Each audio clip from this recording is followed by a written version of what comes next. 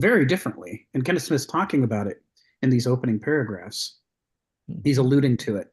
This question of, do we believe that the problem of understanding the cosmos is very, very difficult and requires a lot of discipline and results in imperfect but still useful knowledge, as the ancients believed?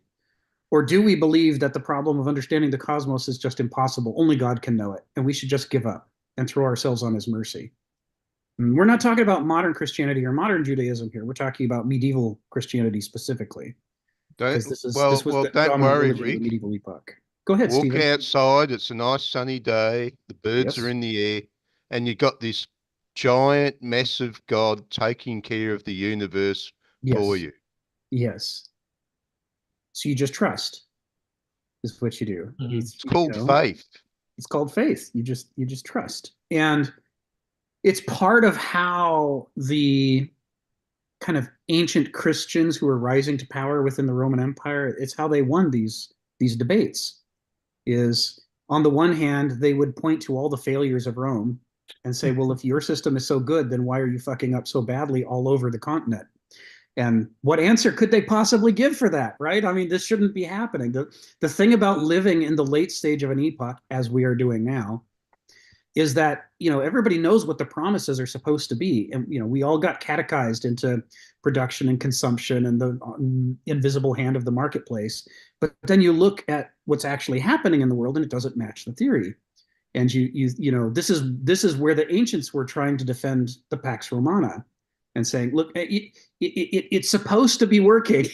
And when that fails, they then fall back on, okay, it might not be working, but other things are working less well, so this is still better than other things. Well, And then it goes even further. If you then point to examples of other places where it is working better than it is here, then the answer is shut up. I mean, there comes this stage of where the defense is getting weaker and weaker for the current epoch as the corruption is spreading and the ineffectualness is spreading.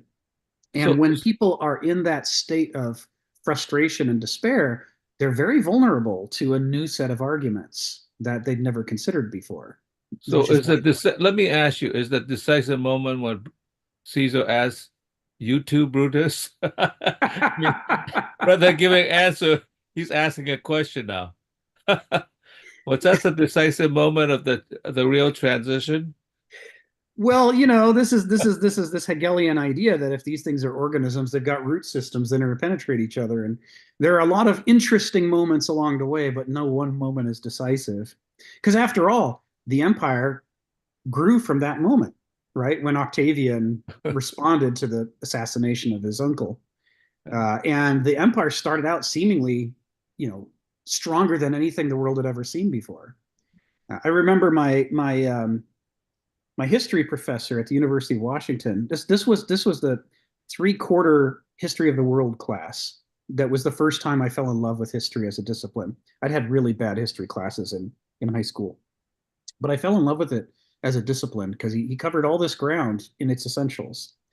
Um, and he was saying that the reason that that moment didn't fall into chaos, there was temporary chaos in Rome as the different parties fought each other, but the reason Octavian was able to rise and then set in motion an empire that lasted for centuries is that he took power when he was so young that once he consolidated the power, he simply outlived everybody else. By the time he died, there wasn't a single Roman alive who remembered, who had lived in the Republic. Every single living Roman was a citizen of an empire and had never been a citizen of a republic. So they had nothing to compare it to. It became the new paradigm, which I always thought was a fascinating. You're talking about moments in history. I always thought that was a fascinating thing, that idea. But Uh, but but so Augustus was the Republic. yeah, in the beginning, he replaced it basically and said, "I represent the republic." It's like King Louis when they were arguing about things. He said, "Gentlemen, I am the nation. I am France." Yes, Something like that. yes, yes. and he claimed to do what Alexander had done before, right? Because what excited everybody about Alexander was that he wasn't in the back telling everybody where to go, but that Alexander was in the front leading the charge and daring his companions to keep up with him. And so they were all that Greek, can you have the fire lit in your belly to want to rise to better than you are now? Leading like that just got everybody charged up and they all wanted to follow him. I mean, that's why Alexander's been the ghost that's haunted Europe ever since. Everybody wants to make another empire like Alexander did. And Augustus, as he dubbed himself after he became emperor, effectively was trying to do the same game by saying, like Stephen said, I remember the Republic. I remember the best features of the Republic. I remember it before the corruption, although he didn't really, but he was too young for that. But I will impose the virtues of the Roman Republic upon the people in the form of an empire. And so you will all be, encouraged to rise to my level. And it's why he claimed I think he was the one that coined the phrase first among equals. First among equals. I'm not better than you. We're all equal. I'm just the one who's leading the way. And that was sort of an allusion to Alexander the Great in a subtle way. I'm another young, exciting guy who's gonna try to put vitality back into what you were all afraid was at the very, very, very edge of tipping over, because of the corruption that just was here 10 years ago. Somebody was help you get writing a there. piece, and I was sort of arguing with him. So there's this little Sea of Faith on Facebook, and he was going on about the stages of religious development in history. He just had Yes. one big section for organized religion. And I said, no, you've missed a bit. There's a big demarcation between the old gods and the absolute all-powerful God. Yes. Yes. Yes. Yes. And so, if we're talking about a turnover from one epoch to another, we always have to go back to Hegel and his preface to the Philosophy of Right, which has the famous Owl of Minerva quote. And Kenneth likes to quote just the last sentence, but I like to put the whole thing in here. I think the paragraph helps when you can see what he's talking about. And it's weird because, the way Kenneth always says the Owl of Minerva only takes flight with the fall of night, or some variant on that. And that certainly catches the conclusion of the paragraph. But what's fascinating here is that Hegel's basically saying, on the one hand, when you're at any earlier stage in an epoch, you can't see its problems.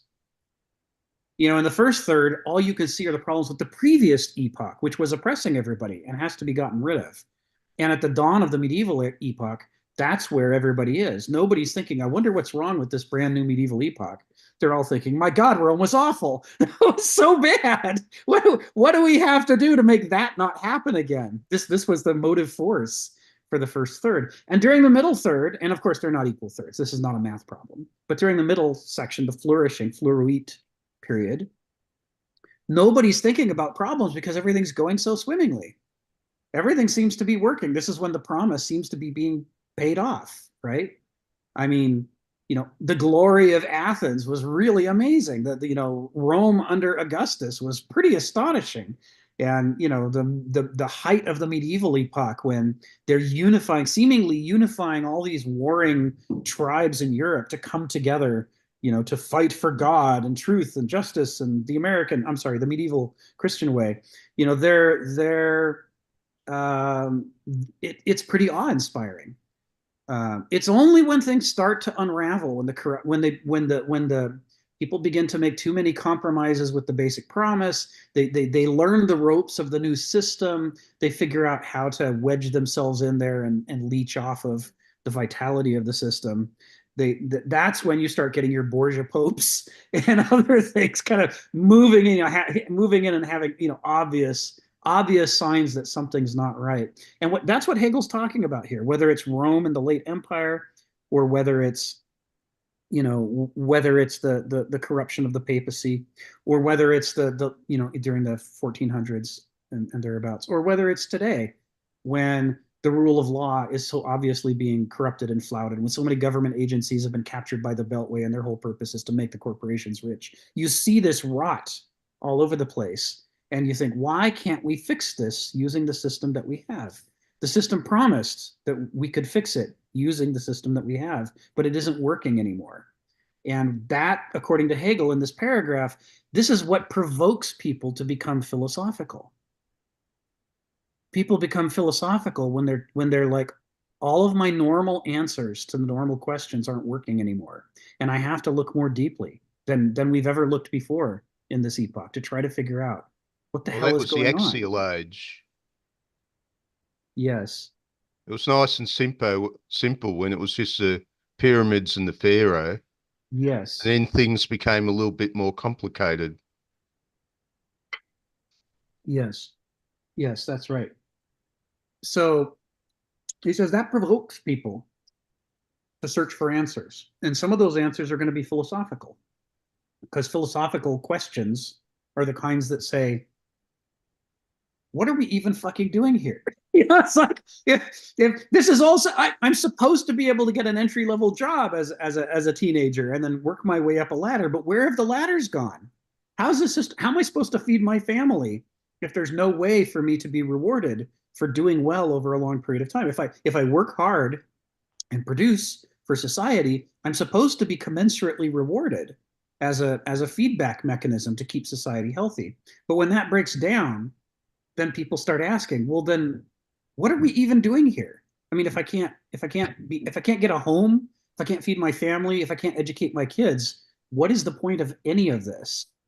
And these are questions that are very close to, what does it mean to exist? What is the nature of knowledge? What is the nature of right and wrong? I mean, this is when you get down into these basic philosophical ideas. Hey, Is Rick, when the frustration in order. there's one thing you're missing.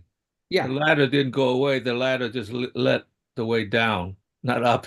The But there ladder was still a sank into the ladder. mud. Yeah. Yeah, I mean, I was one of those people who went up the ladder. I mean, I started with paper routes, and then when I first got hired by the VA, the U.S. Department of, well, back then it was just the Veterans Administration. It was minimum wage. I just out of high school, I was a summer aide, and my entire VA career, which went a long, long way, it started at the very bottom. You don't get any lower than that, and I worked my way up one rung at a time over decades. So I got to see how the ladder's supposed to work. But then I could look around today and see those ladders are gone. I mean, those positions are gone. Paper routes are being done now by adults who are desperately trying to make ends meet for their families. They're not available for kids, and the same is true with internships. I remember when my sister graduated from the Evergreen College with a double degree in arts and sciences with biology. And what traditionally happened in the U.S. economy for the last century is that your next step is to go get some internships, right? Because you've got a degree. So now you should be kind of volunteering your time, working side by side with professionals, learning how they, well, she couldn't. All the internship positions were occupied by PhDs who've been doing it for more than a decade without pay. That's what happened. It's just like the paper routes drying up. All the ladders are gone. So this is the sort of thing that makes people start to question the things that otherwise they would never, ever question. Like, what if the catechism I learned in school about how democracy works and how the free market works, what if those things I'm not seeing evidence that those things are true anymore? And so you start to ask questions. If it's not true, then how did we get here? And so what he's saying in this paragraph, and this is directly relevant to this opening chapter, right? This is the turnover of an epoch from the ancient to the medieval. He said what happens is people don't start to ask the questions until very late in the process. They don't start to understand their own epoch until they're effectively pathologists doing an autopsy on it, in examining the inner sinews exposed by the rot that were always hidden until now. And when they do that, they finally begin to understand the epoch that they're in for the first time in a way that nobody ever has before. But the problem is by then it's already in collapse. It's already falling apart, and it's too late to save it. He says he's implying in this paragraph there's a futility to philosophy. It might be better than ignorance, he argues. I mean, Hegel made his whole career as a philosopher. He thought it was better than foolish ignorance. But there's a kind of futility to it that has to be taken seriously. Rick, let me because ask you, in that period of time, is it better to uh, try to solve it through philosophy or the end of the barrel of a gun? I mean, it's a serious question. Isn't that what Lenin has? it was oh, now I'm drawing a blank. Guy's name I know left and right. The Cuban revolutionary went all over South America. They made a film about him Oh, not that long ago. You know what I'm talking about? Rode the Shay, motorcycle. Che Guevara, Che Che Guevara. Guevara, yeah. right, from the barrel of a gun. He might have been quoting Lenin, but I remember that he was one of the ones who said it. Well, you got to ask what happened to the Russian Revolution. It's like, how come it's capitalist now? If that was a viable strategy, and all of the others, if the barrel of a gun was a viable strategy, then how come they're not all on to the next epoch? How come they're still stuck in this one? And it's the natural thing to do when you're in an epoch, to use the tools and conceptions of that epoch to try to escape from it. But as we've been talking about previously, the problem is when you do that, all you're doing is extending the epoch. You're now the next brick in the road of the yellow brick road that leads to wherever the hell we're going. You know, it's what the turnover of epochs does usually involve conflict, but the point that Hegel's making and Kenneth Smith in this book is that it also has to involve a massive turnover in how we conceive of everything. What is it? What is a human being? What is nature in the world? What is sacred? How do these things relate to each other? What are we supposed to be doing? This is the level of questioning that happens when an epoch is falling apart. And you can find writers in the late Roman Empire who are writing at this level, who are just going, I don't know what's happening here. Something's seriously wrong. I think what's wrong with the Soviet Union was that there was not enough tall buildings for people to accidentally fall out of. So that's what the problem is. Otherwise, it would have been a success. Yeah. I mean, I think you were questioning about whether Julius Caesar's assassination was the moment, and then I sort of replied by suggesting that it goes on for another 500 years or so. But my answer is also an oversimplification. I'll call on Zelig and Ari in just a moment. My answer is also an oversimplification because Tacitus is writing pretty early. I mean, I can't remember the exact timing after the fifth emperor. I think Nero's in his account. I know Tiberius is in his account of the emperors. I read that in John Bridgman's history class back in 1985 or six. Well, his relative had been in that British revolt. I think he was writing about a relative, wasn't he? Tacitus? Yeah, yeah.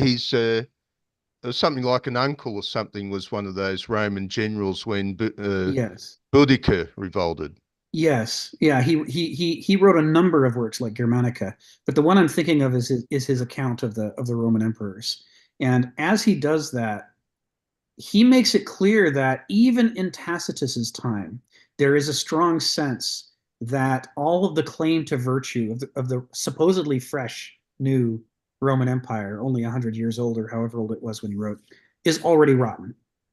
And the clearest example is the quote that Kenneth likes to use, and I like to use. I come back to it over and over and over. They make a desolation and they call it peace, which is his condemnation of the Pax Romana. The Pax Romana is the promise of the Roman Empire. We will bring peace. We will bring civilization. All that stuff in Life of Brian that the people are talking about when they're saying, what has the Roman Empire ever done for us? All that's the promise of the Pax Romana. But of course, what he's saying is it's only peaceful because everybody's dead. They go into Gaul and they slaughter vast numbers of people. And of course it's peaceful. And of course, this takes you back to Martin Luther King Jr.'s famous letter from the Birmingham jail when he says, how come people don't understand the difference between a real peace that has the presence of justice and vitality and the fake peace? Yeah, thank you for that. Those are the dates I was looking for, Stephen.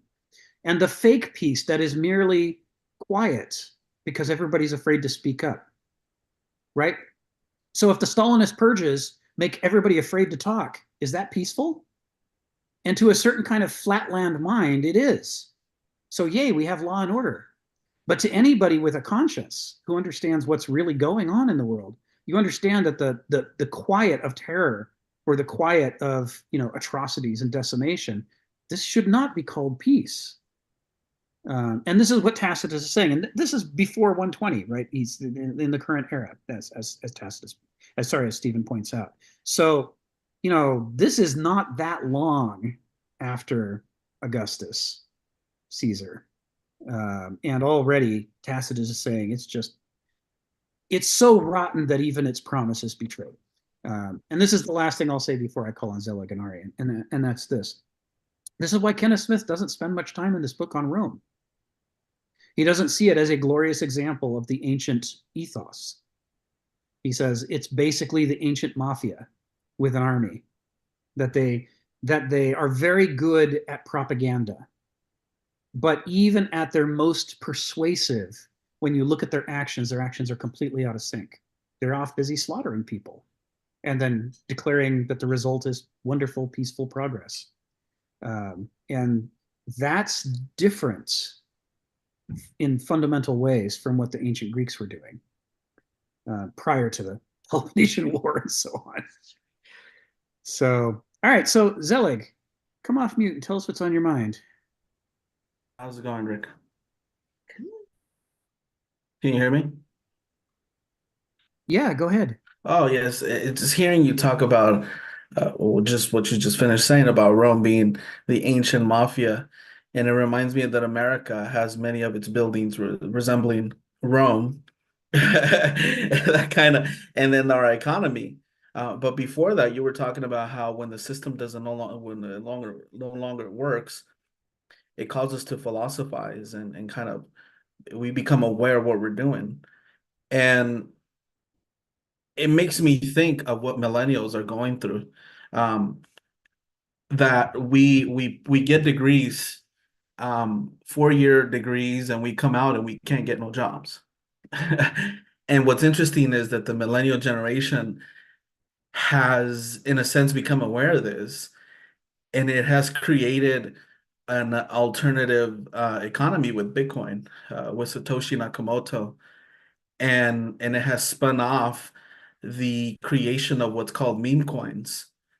And I've been able to make 6 figures on meme coins, on dog coins, whereas 15, 20 years ago, you used to be able to make that with the degrees that you would get out of your universities. And today, millennials 6 figures, and millennials are actually having a chance to be able to buy homes and have families because of this alternative economy that's kind of a mockery of exposing what America's economy is, which is mainly propaganda. It's marketing. There's really nothing underneath it. It is nothing that it's going to that is being backed up by anything substantial to the economy. And millennials have figured that out and have managed to kind of play that game and get companies like BlackRock to invest in Bitcoin that isn't backed up by gold, but it's backed up by computer power, right? The new era of what it's oil, right? It's digital information. That's the modern day oil. And millennials and Generation Z as well, it has found a way to be able to afford a home because there's a whole bunch of money flowing there where you're making 6 figures if you know how to invest in this, what old generations would call today, that they consider it to be a fraud and a scam. But when you analyze America's economy and how they treated the dollar, a lot of Americans have been scammed out of their money. And so in that sense, it's a kind of the kettle calling, it's, saying, hey, what are you doing over there? And it's like, yeah, we're doing exactly what you're doing. And so I think that history changes, has agents of change that no one ever foresaw. And when they thought about it, it was considered to be absurd and foolish. And one of those instances, to bring it back to history, Christianity was considered to be foolish. It was deemed to be this foolish religion that would never overtake Rome because who's going to believe such a religion from the Middle East, right?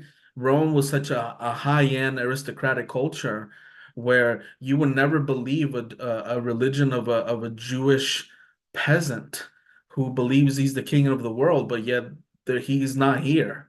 And so, and yet that was one of the biggest catalysts to world history. And I think with cryptocurrency, we're seeing that same catalyst happening in modern economics and even globally, where I think many of the changes in the future are going to come because of what was considered to be foolish and cartoonish money.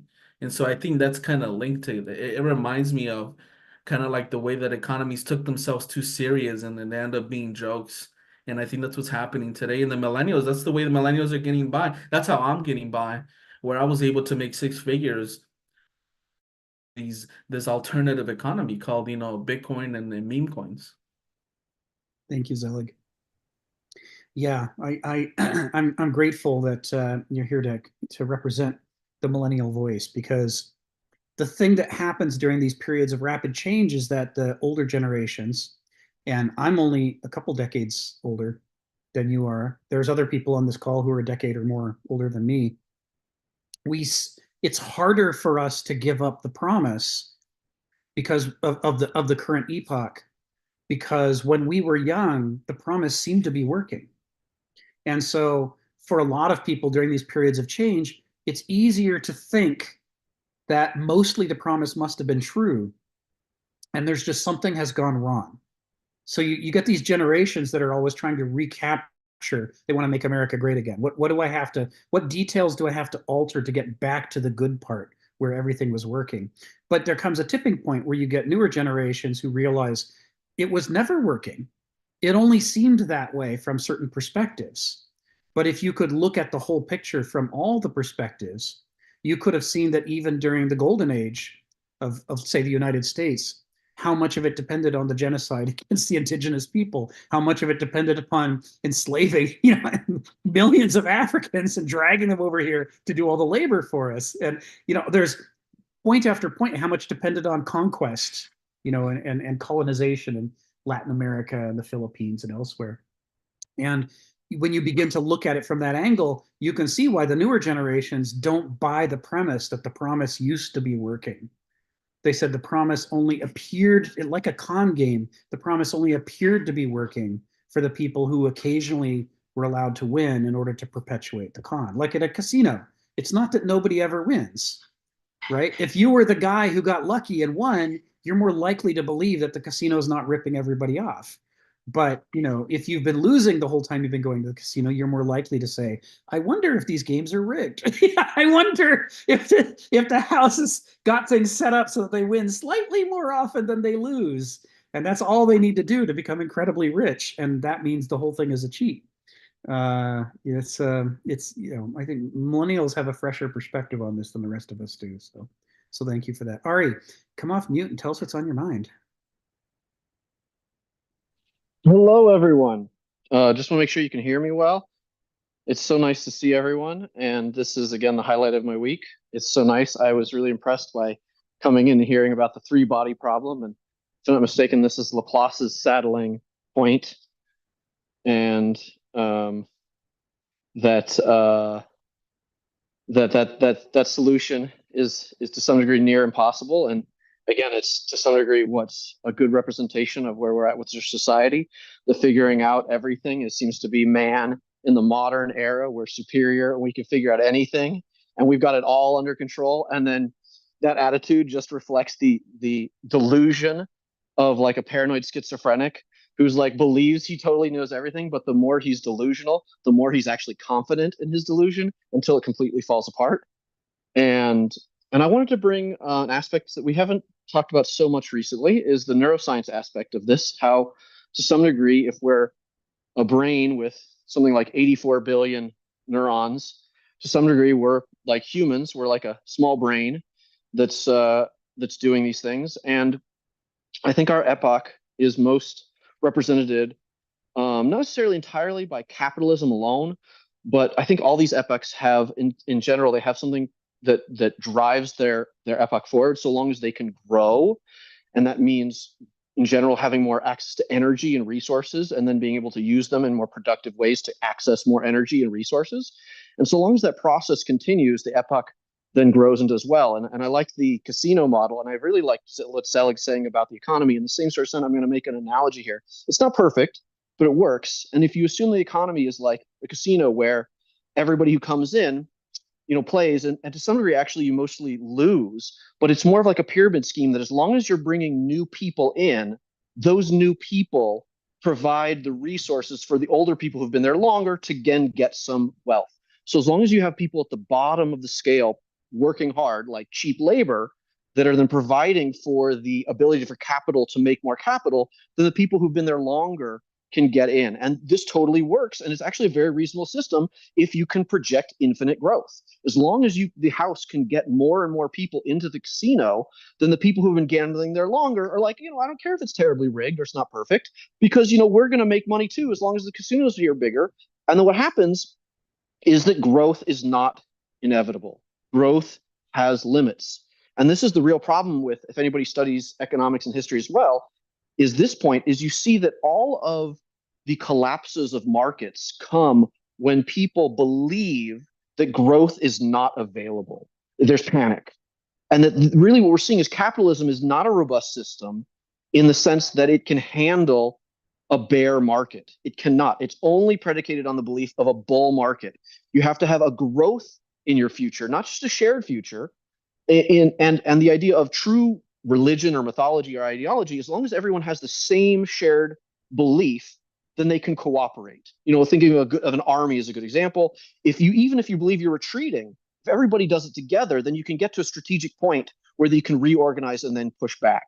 And all armies do recognize that you can't push endlessly and advance endlessly. That takes you away from your supply lines. That takes you away from growth. And capitalism has this idea of marching forward. And it seems like these epochs, as they get into these later stages, and they're worried about defeat in battle, so to speak, and not being able to handle reality well, their angle is to push forward with more and more of the epoch's tools, rather than being able to reevaluate the epoch's tools. And in the neuroscience, this is really phenomenal, because there's a general understanding of the way the Bayesian brain, which is generally a good model for understanding how decisions are made and how processes are handled, information processing. And this is a simple model at its core of prediction and correction. And as long as you can have access to more predictions, then you have the energy to make the corrections, then you can get more predictions in the future. And the idea is there's two types of predictions that we're looking at. And this is probably not something we've talked about. This is Piaget's model of learning. It's the Montessori model. And it's actually a very well understood way that many neuroscientists look at the brain as a whole, as a dichotomy system, as integration versus accommodation. And a simple model for this is integration is like I have a model, like all nature is green. And so long as you can find new green things in the world, it's going to build your model and you get it larger. And the more you look for just green things, the less likely you're able to look up and see a blue sky. Accommodation is when the brain recognizes, hey, there's a blue sky out there. We need to update our model that maybe every life is, nature is green and blue, right? And so when you do this to update your model, as we'd see for a society that's built on capitalism, to then change its ways from capitalism to maybe capitalism and socialism, if we're going to talk about, throw in Will Durant to this idea of the Hegelian, maybe originally as people we're a socialist endeavor as a tribe and as a hunter-gatherer, that's primarily cooperation. And then within that, you get some competition. And then there's this Hegelian back and forth between competition and cooperation. Well, if capitalism represents competition and socialism, not necessarily communism, represents cooperation, well, then you have to have a synthesis between cooperation and competition, and not where one is primarily in charge all the time, but they take a back seat to each other, or they have a much more complicated, integrated relationship where they're able to accommodate and integrate. And yeah, a dialectic, and that's where the process can move forward and it can adapt. And so what we see is integration is really just sticking with an old model and using it and try to fill in more and more pieces of the puzzle into that model. Like you have an image of what you expect everything to be in the brain, like a simulation. And then what you do to integration is like adding resolution, right? You have this fuzzy picture, maybe like a 60 television, and to fully integrate with higher level is to get a 4K resolution. But it only shows you the image that you're expecting to see, while an accommodation is looking for new images that will match up to reality. And the more you integrate, the less you're able to accommodate. And the more you accommodate, the less you're able to integrate. And so in a society like ours, where we're just trying to stick with the model and the epoch is trying to survive and use its same tools, that's integration. That's getting more data points on the same simulation. And you're less able to accommodate. And what happens in the Bayesian brain when it needs to accommodate is it has to expend free energy, basically expend capital, to reject the old ways. And it goes on a very big risk, like something called an adaptive valley, where it has to go through wasting energy. This is almost like making money, you spending money to make money. If your business is like done in terms of you've scaled up to you possibly could do, you need to do something else. You need to diversify. Well, you have to recreate yourself. And that's accommodating, trying to find another way, a new update to the business model, as opposed to just more tools with the same business model. And there's two things that happen. That's the problem, is we assume that it has to be growth. But there's another thing that companies really do well, if they're not terribly corrupt, they will consolidate. And the Bayesian brain does this. When it only has a certain amount of energy that it can use, it has to let go of the things that are not working. And there's a big fight about which things you're quote unquote addicted to that you have to let go of. And so what I see is, like Zelig is saying here very nicely with economy, is the old model of the integration of the old model is not working. There's a natural weird thing that's happening, this accommodation of alternative economies. And just like Christianity or any other religion that starts to take hold, it's an accommodation that kind of is seen as a joke or at least something to try. And it's not really expected within the current simulation to be useful or valid.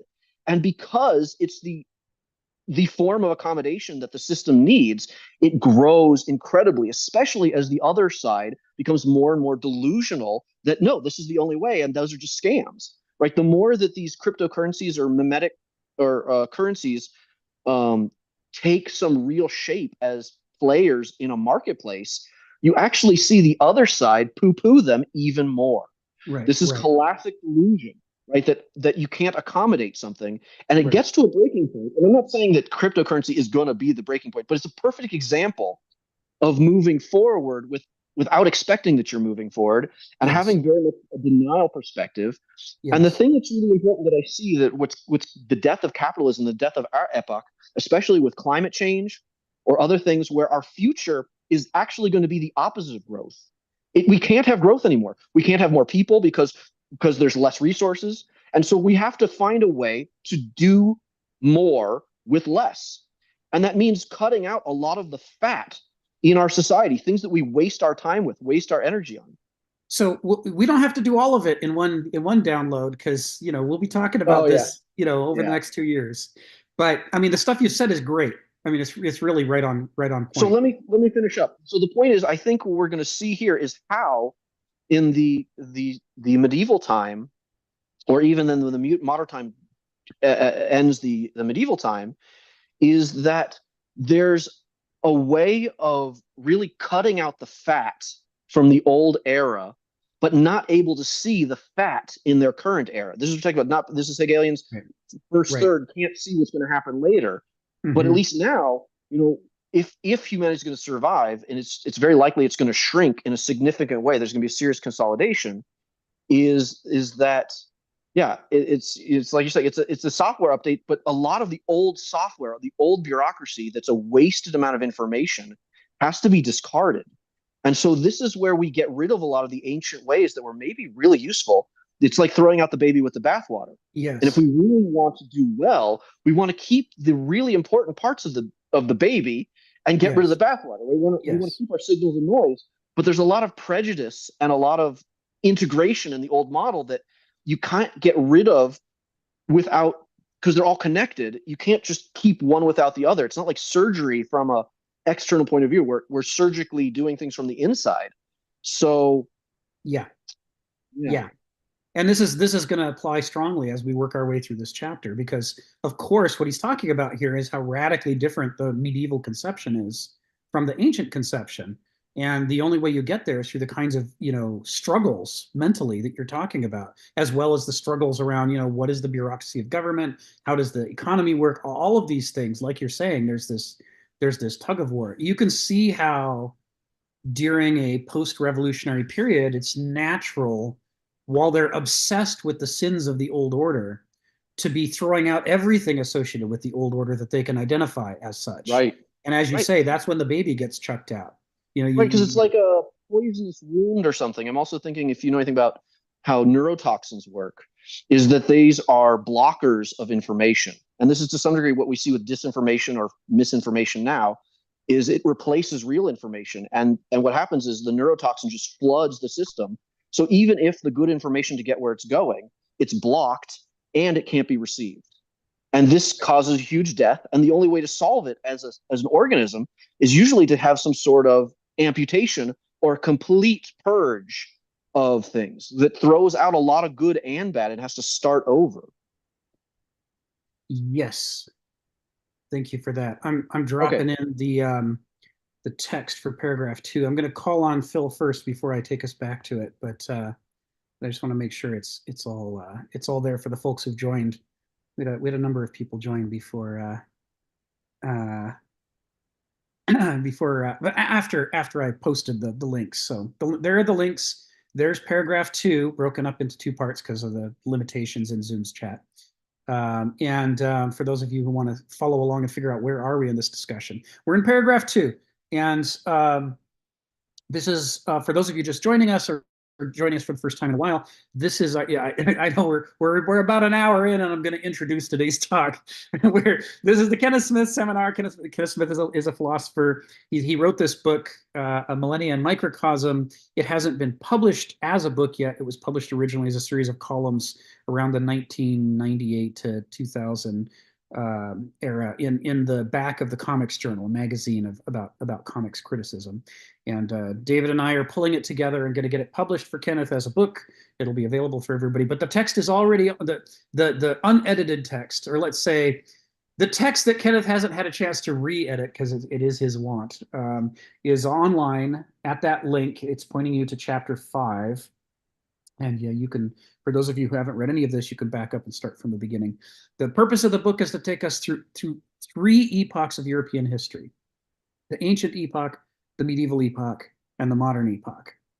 And the reason for doing that is to get us to understand the 3 worldviews that correspond to those 3 epochs, because the worldviews see the world and evaluate things very differently from each other. And for those of us, for any human being born within a single epoch, it's hard for them to understand how constrained our perception of reality is by the assumptions of our epoch.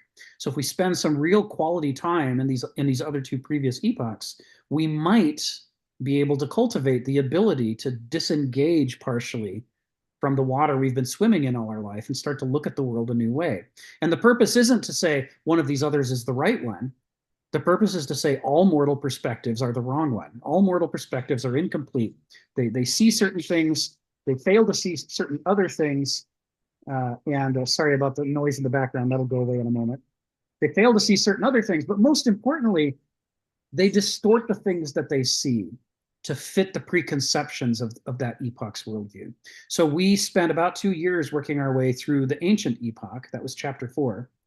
And we're just starting chapter 5. This is, I think, our 3rd or 4th session on chapter 5. And Kenneth Smith is introducing us to the medieval worldview. And he's introducing it in his typical way, where the text is very dense, and the terms are all very loaded.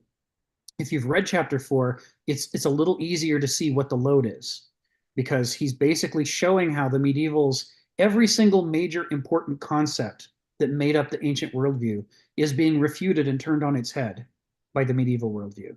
I mean, there's nothing left standing. It's razed to the ground. All the core values, all the core assumptions about how things work are being knocked down one after another. And last week we finished paragraph 1. Today, we're going to start into paragraph 2, but of course, we'll keep hopping back and forth between them. We'll keep, as we've been doing for the first hour, we'll keep connecting to things in our world, other moments in history, other things that people have written, and we'll keep connecting back to chapter 4 to compare and contrast the medieval with the ancient. So, with that said, Phil, tell us what's on your mind. Yeah, it was struck by Zelig mentioning Bitcoin. And I'm going to mention that briefly, but I want to get to something a little bit more broader in a sense about philosophy. When Zelig mentioned that, as a millennial, he's figured out a way to use Bitcoin as a way of making six figures, whereas previously you would have to climb the ladder very slowly. And I was thinking when he was explaining that, even though I don't know that much about Bitcoin, is he not building a alternative casino? Because there are people who will be left out of Bitcoin as well. Isn't that a Ponzi scheme, just as capital is a Ponzi scheme, that in a sense separate people who has it and who doesn't have it? So I wonder whether that's not just a transformation of the paradigm of the structure that was before, but in a different area. In other words, you just build another casino next to the old casino, and you're getting some of the business and fun out of it. My thought is that the way things are in terms of development of history and ideas? Because to what degree are ideas something that in some sense must be constrained by the structure that it came out of? In other words, you can't even make an argument that's like nobody even understand what the hell you're talking about. It's like it's so different. So you have to kind of maneuver in a way that is constrained by the rails that the old ideas is about already. And to what point does truly new idea that's coming out of the left field, so to speak, is integrated in the system itself? In other words, or is it just not like you're way out of bounds, buddy? I mean, you're no longer playing the same game. And my thought when Ari was talking about what he said, he's talking about the brain. I'm going to using a different metaphor, which is really the Hindu metaphor of Brahma, Vishnu, and Shiva. And Shiva is not a destroyer, he's a deconstructionist.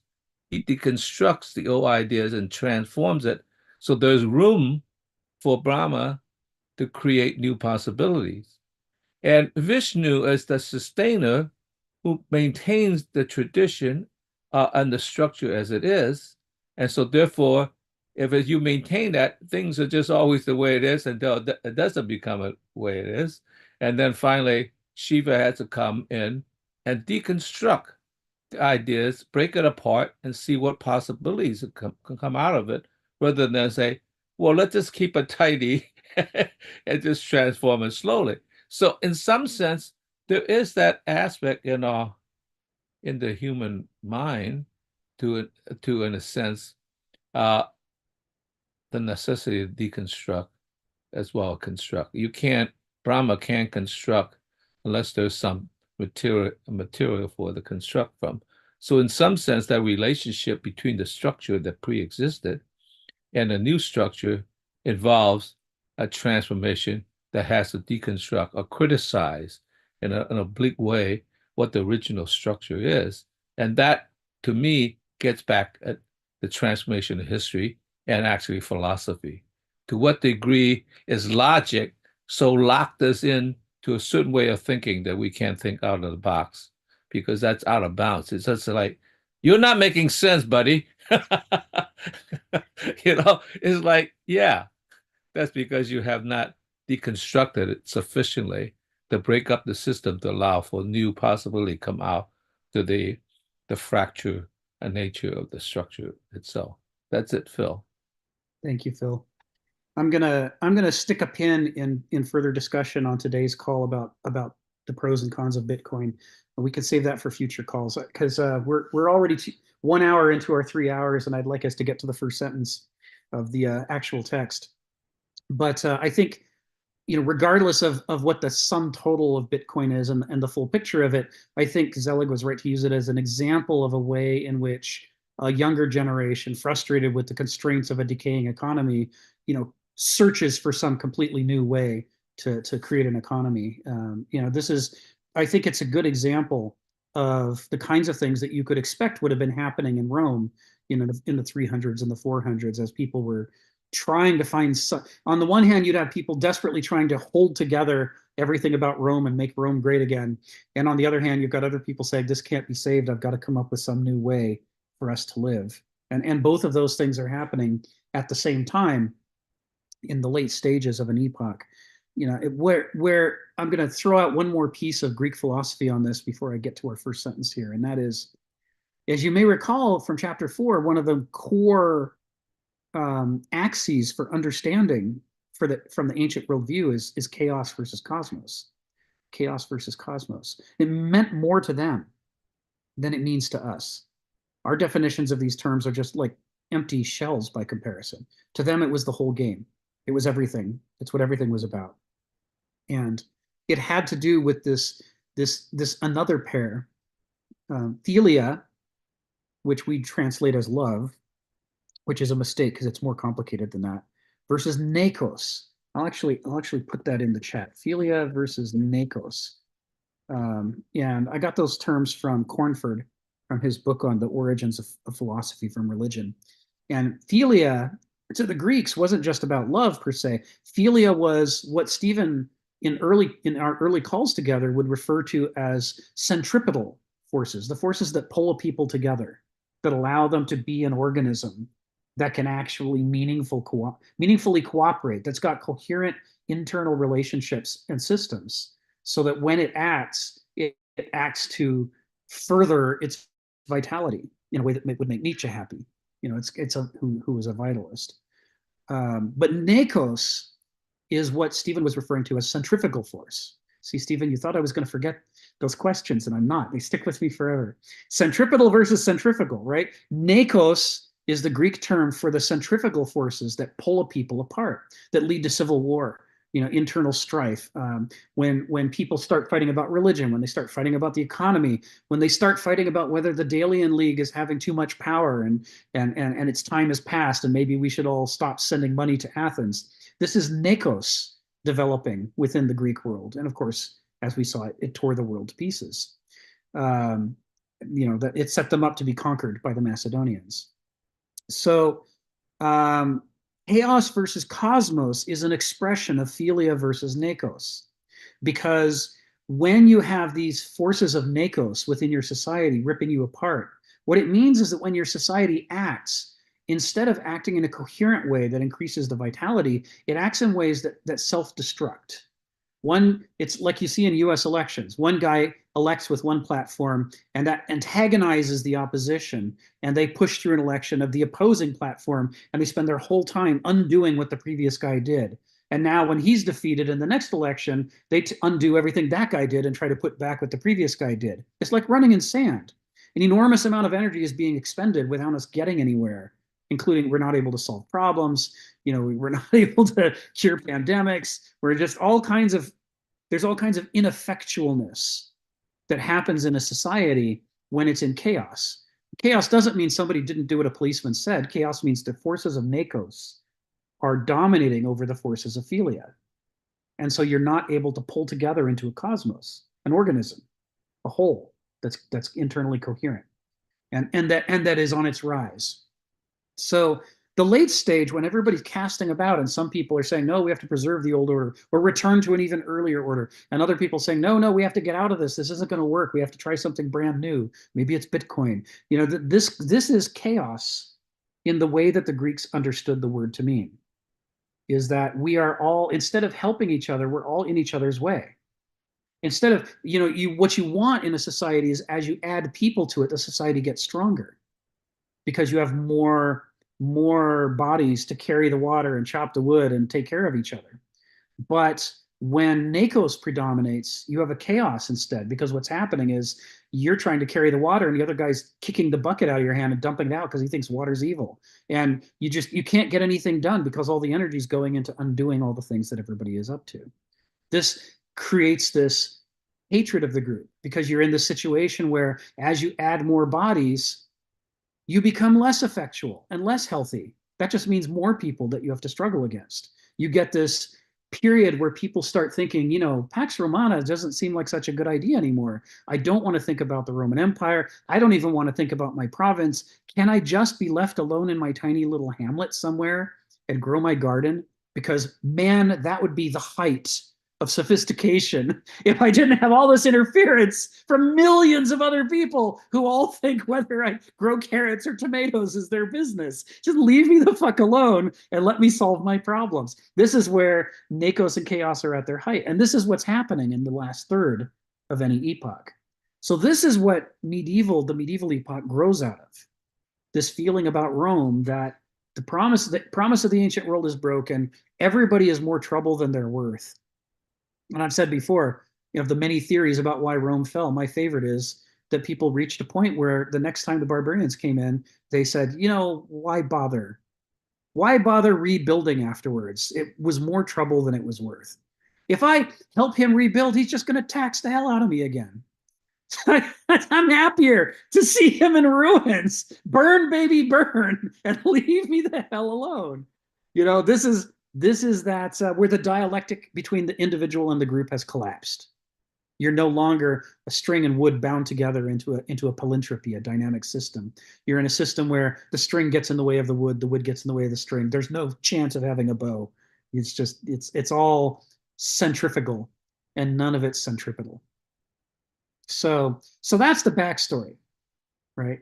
And for those who weren't here last week, feel free to follow the link and go read the quotes at the beginning of chapter 5 and the first paragraph to ramp up. But I'm just going to dive into the second paragraph of chapter 5 here. So he starts out, under the new theological premise, nothing in nature accounts for itself. Nothing is strictly natural, self-active, or self-evolving. Now, based on what we saw in chapter 4 about the ancient worldview, we can see how this change in the conception of nature, it wrecks everything about how the ancients saw the world. It wrecks their value system. It wrecks their way of understanding what does it mean to be a group? What does it mean to be an individual? What does it mean to be a living organism versus something that's dead? The entire framework, all the way up to their conception of the gods, collapses under the medieval conception.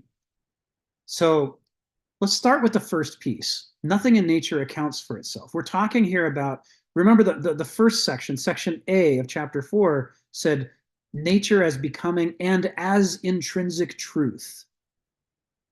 Right? We talked about the way that the Greek word for nature was physis, which means becoming, which means changing.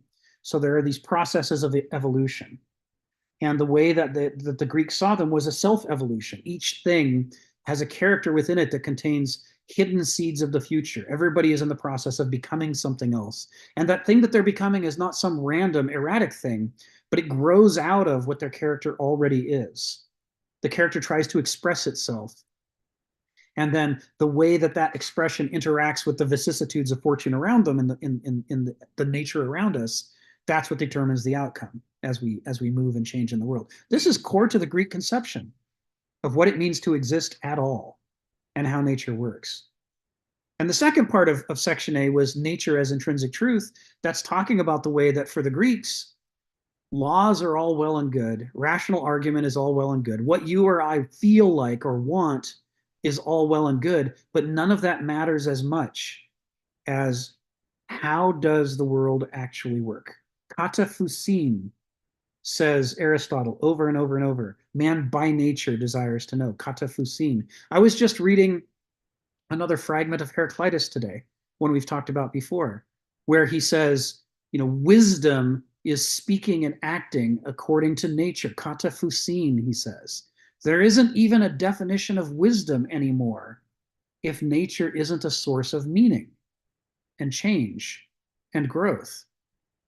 So we're not just stripping down political relationships and economic relationships and theology. We're ripping apart even the core basis of what matters and what doesn't matter.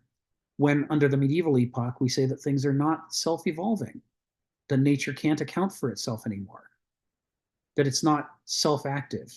And what's being replaced is the concept of a cosmos, not of causality, like the ancients conceived of it, but a cosmos of miracles, in which every single thing that happens through the immediate intervention of the medieval form of God at that instant. He's going to expand on this a lot in the chapters to come. But this theme, this is not universal to Christians, it's not universal to Jews, it's not universal to anybody else. This is specifically a medieval conception of God. And in this medieval conception, there's no point in trying to understand nature, because nature is not a source of information. It's not a source of meaning. Only God is a source of meaning and information. This is monotheism taken to the highest height it has ever been taken to before, an extremist form of monotheism that says, just ignore nature. Just ignore your own character. Just ignore everything except what did God tell you to do? And are you going to make the free will choice to do that thing? And if you don't choose to do what God told you, you should expect to be damned for all eternity. And if you do what God expects of you, you should expect to be saved. And that's the whole picture. And they spend the next 1,000 years filigreeing this. This is the core of the medieval orthodoxy. This is not to say this is the sum of Christian experience in the medieval epoch. It's not. There are heresies left and right that disagree with this core orthodoxy, and they're trying to provide a more meaningful, more nuanced, more sophisticated view of the cosmos. But they have a long 1,000-year road ahead of them of struggle with the center of power of this new religious empire. And the religious empire, especially in the beginning, is very angry about the pagan Rome and all the horrible things that happened.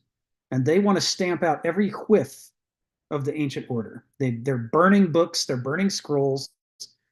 They may or may not have burned a library, but certainly all the ancients thought that they did, because they're that antagonistic. Every time you talk to them about ancient wisdom, they're so antagonistic to any alternative perspective. It's a very monolithic approach. And they're so purity oriented and antagonistic that they're even stomping on each other. Anybody who's not pure enough in their conception of the orthodoxy, anybody like, St. Francis centuries from now is going to get in an enormous amount of trouble. I mean, even Augustine and Aquinas got in a lot of trouble, even though later they became the center pillars of medieval Christianity. In the early stages, any deviation from the norm, even if it's for the good of the whole, is getting attacked. So this first sentence, it goes right at that core concept of the ancient worldview that we saw before. And one of the ways to think about this is as a tension between, on the one hand, immanentalism, which I guess I'll put in, I've said this before, but I'll put it in the chat, versus transcendentalism. And I'm probably misspelling immanentalism right now, but anyway, immanentalism versus transcendentalism. Look it up, see if I've got it wrong. Immanentalism is the idea that the universe explains itself. Nature explains itself. Nature is a source of meaning, a source of information, and if you study it, you can learn from it. So, for example, all of modern medicine is based on immanentalism. It's based on the idea that if you study the human body, you can learn how it works, and then maybe you can save somebody who's having a heart attack. Maybe you can cut the tumor out. It's worth looking because there's information there. In its extreme form, which the ancient Greeks held, immanentalism says there's nothing supernatural. Even the gods are natural. And we talked about that in chapter 4. Transcendentalism, in its extreme form, says there's no point at all in looking at nature. There's no information there. There's no meaning there. It could be happening for any reason. Only God knows why any of this is happening, which, by the way, is the origin of the expression when if you don't know why something, if you have no idea why something's happening, how many of us have at one time or another said God knows?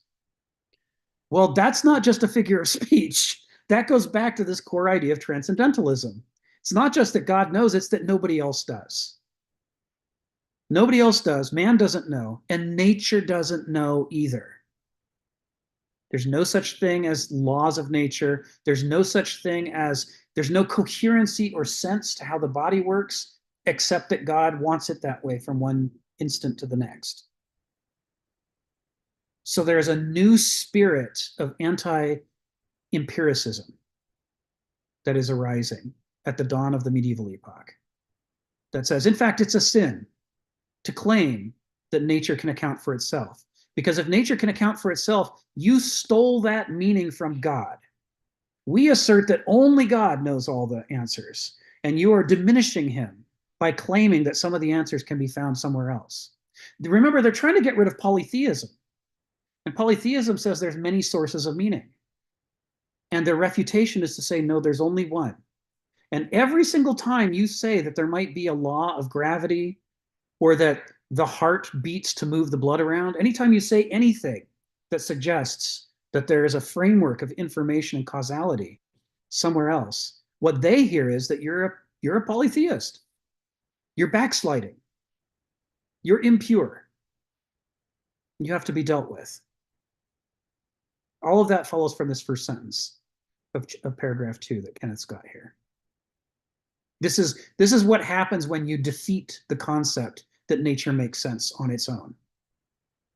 Now you need something above nature. You need a supernatural God. This new thing in the world. This new thing in the conception of human history. So let's go to questions. Zelig, you've been very patient. Come off mute and tell us what's on your mind. Yeah, this text reminds me of a little bit of what modernity did under David Hume, where he basically found a secular way, a secular enchantment, where he says that everything that is correlated, but it's not causal. And so when I read the text, it says that the creator God assumes nothing. He brings into existence out of a nugatory of nothingness, kind of out of himself. David Hume transformed modernity, undid the medieval world, the medieval mindset by saying, well, you can't prove anything is causal. Everything is just correlated. The reason that you see gravity work is because, or the sun rises because you just correlated that every day. But there is nothing fundamentally. There is no God there even bringing those together. And I think we have been living under that for a very long time, that nothing is causal. Everything is just probable. And probability has become such an important uh, practice that even quantum mechanics has that, where you cannot really know nature, just like you couldn't know God. If you know God is love, you don't really know justice, and that's saying you can't really comprehend it. We kind of have that same in modernity. David Hume, and then with the development of probability, we've been able to kind of secular enchantize ourselves, where the rising of the sun is just as, we don't use the word miraculous, but we use the word improbable. Of we're in that moment of Goldilocks, that it's amazingly out of the probability of, like, it takes so many zeros to land there. That's the modern day enchantment of waking up every day and say how improbable this wonderful day is today. Whereas the medieval will be how miraculous is today that God keeps the sun coming up every day. And so we've seen that David Hume in modernity completely undid the medieval of looking for the cause of natural phenomena. And David Hume made a correlation. So everything is a secular enchantment, where it's like, yeah, it's improbable. Like, how was I born? Man, let me do the probability of how many sperm counts. Wow, I'm like 1 in a billion and a trillion. Amazing. That's the same reaction that the medieval said. Amazing, God chose me to be born in this time, right? And Yes. so we're kind of like, Yes. in modernity, we kind of experience that same medieval mindset. And that's how I can connect with the text here. It's like, yeah, that's what they felt. That's what I'm feeling when I think of probability. They thought of Yeah. miracles. That is a great metaphor, Zelig. Thank you so much. I've never made that connection before, but now that you say it, I can't unsee it. Yeah, it's that sense of gratitude, and the medievals were big on gratitude. You have to be grateful to God because, after all, every single thing that goes right in your life, you owe to God. So that's a lot of blessings, and you should be grateful for those things. That's very similar to, like you're saying, the sense of probability. What are the odds that of all the sperm that fertilized the egg, it would be the one that led to you? You're so lucky to be here at all. It's remarkable. There is a correlation, and it's a theme that Kenneth Smith has throughout his work, although he only sometimes says it out loud. But you find it in his work if you're once you see the pattern, and that is, he says, each epoch carries through parts of the previous epoch that it didn't examine and reject. It wasn't aware that it was carrying that part of the freight, and so to some extent, a modern is a medieval. We're a neo-medieval. We're medievals with something changed, but all the things that didn't change, we still have a lot of medievalism. There are a lot of our belief systems that we think are rational and objective and scientific and rigorous and mathematical, but we've never really examined. And if we examine them, we discover that they're more assumptions than they are anything that can be proved or concluded based on science or reason. And many of those assumptions are things we just brought intact from the medieval epoch. And one of them is this idea of the meaninglessness of nature. It's why we feel we have a right to exploit everything. Nothing has a right to exist. No tree has any rights. No river has any rights. No mine of gold, vein of gold in the earth has any right to exist. It's all there for us to use. And of course, it's not hard for us to extend that to, why not beat the shit out of animals? They're just machines, right? And that's been a struggle in the modern epoch. And then likewise, why not enslave other human beings and make them do what you want? Nothing's sacred. Nothing has any meaning. So this is just medievalism with a little shift. And so we see as well when we so I think you're right, Zelig. If we look for evidence like that in the modern epoch, we can find ways to help us get little toeholds onto the medieval mind and begin to get a little bit of a sense of how it felt. You read about Joan of Arc, you can tell she believed exactly what you're saying. How glorious is God? God is great. God made all the good things possible. Nothing would happen. I couldn't inhale without God. The world would explode without God. I might fly into space without God. An apple might cease to nourish me without God. Every single thing is evidence. And once you're in that framework, once that's your interpretive framework for reality, you can see why it would be very difficult to get out of. The shift from medieval to modern, which we'll talk about much later. You could see it's the same kind of catastrophic crisis that happened from ancient Rome to the medieval epoch. Phil, come off mute and tell us what's on your mind. Yeah, what's in my mind? Two things. I'll try to make it brief. The relationship between Plato and Aristotle was a very, very important relationship. And then finally, the relationship of both Plato and Aristotle in relation to the Christian church, which is also very important. It seems to me that Aristotle studied for 25 years with Plato, and he probably absorbed a lot of Plato, but he disagreed, I think, ultimately, because I think what transformed Plato was that, in a sense, his ideas became sort of somewhat transcendent, in the sense that you started with phusis, which is essentially the inner diamonds of people, the inner character. Plato kind of reduced that to the tripartite soul in a way, the gold soul, silver soul, and I think what is it? Maybe it's 10, And what's the three appetites and the balancing of the three? So in a sense, the inner nature was reduced to these three elements that is much more profound, and how it conforms to that. And that inner nature, in a sense, expressed man. But I don't know if Plato expressed capture the phusis. And it seems to me like because I think the transformation of phusis to logos had that character that's moving toward the transcendent. But I don't think it was. I think Plato's transcendence is much more like Kant's transcendence, not transcendental, like Kant's transcendental, not like transcendent, which is Augustine's thing. But it seems to me what happened was that in Aristotle, it seems to me like that was extended to nature itself. Nature also have this inner character because in a sense, each animal has its own character of behavior in a way that in a sense responds to the structure of the environment it's in, what we call now ecology. And in some sense, it responds to that.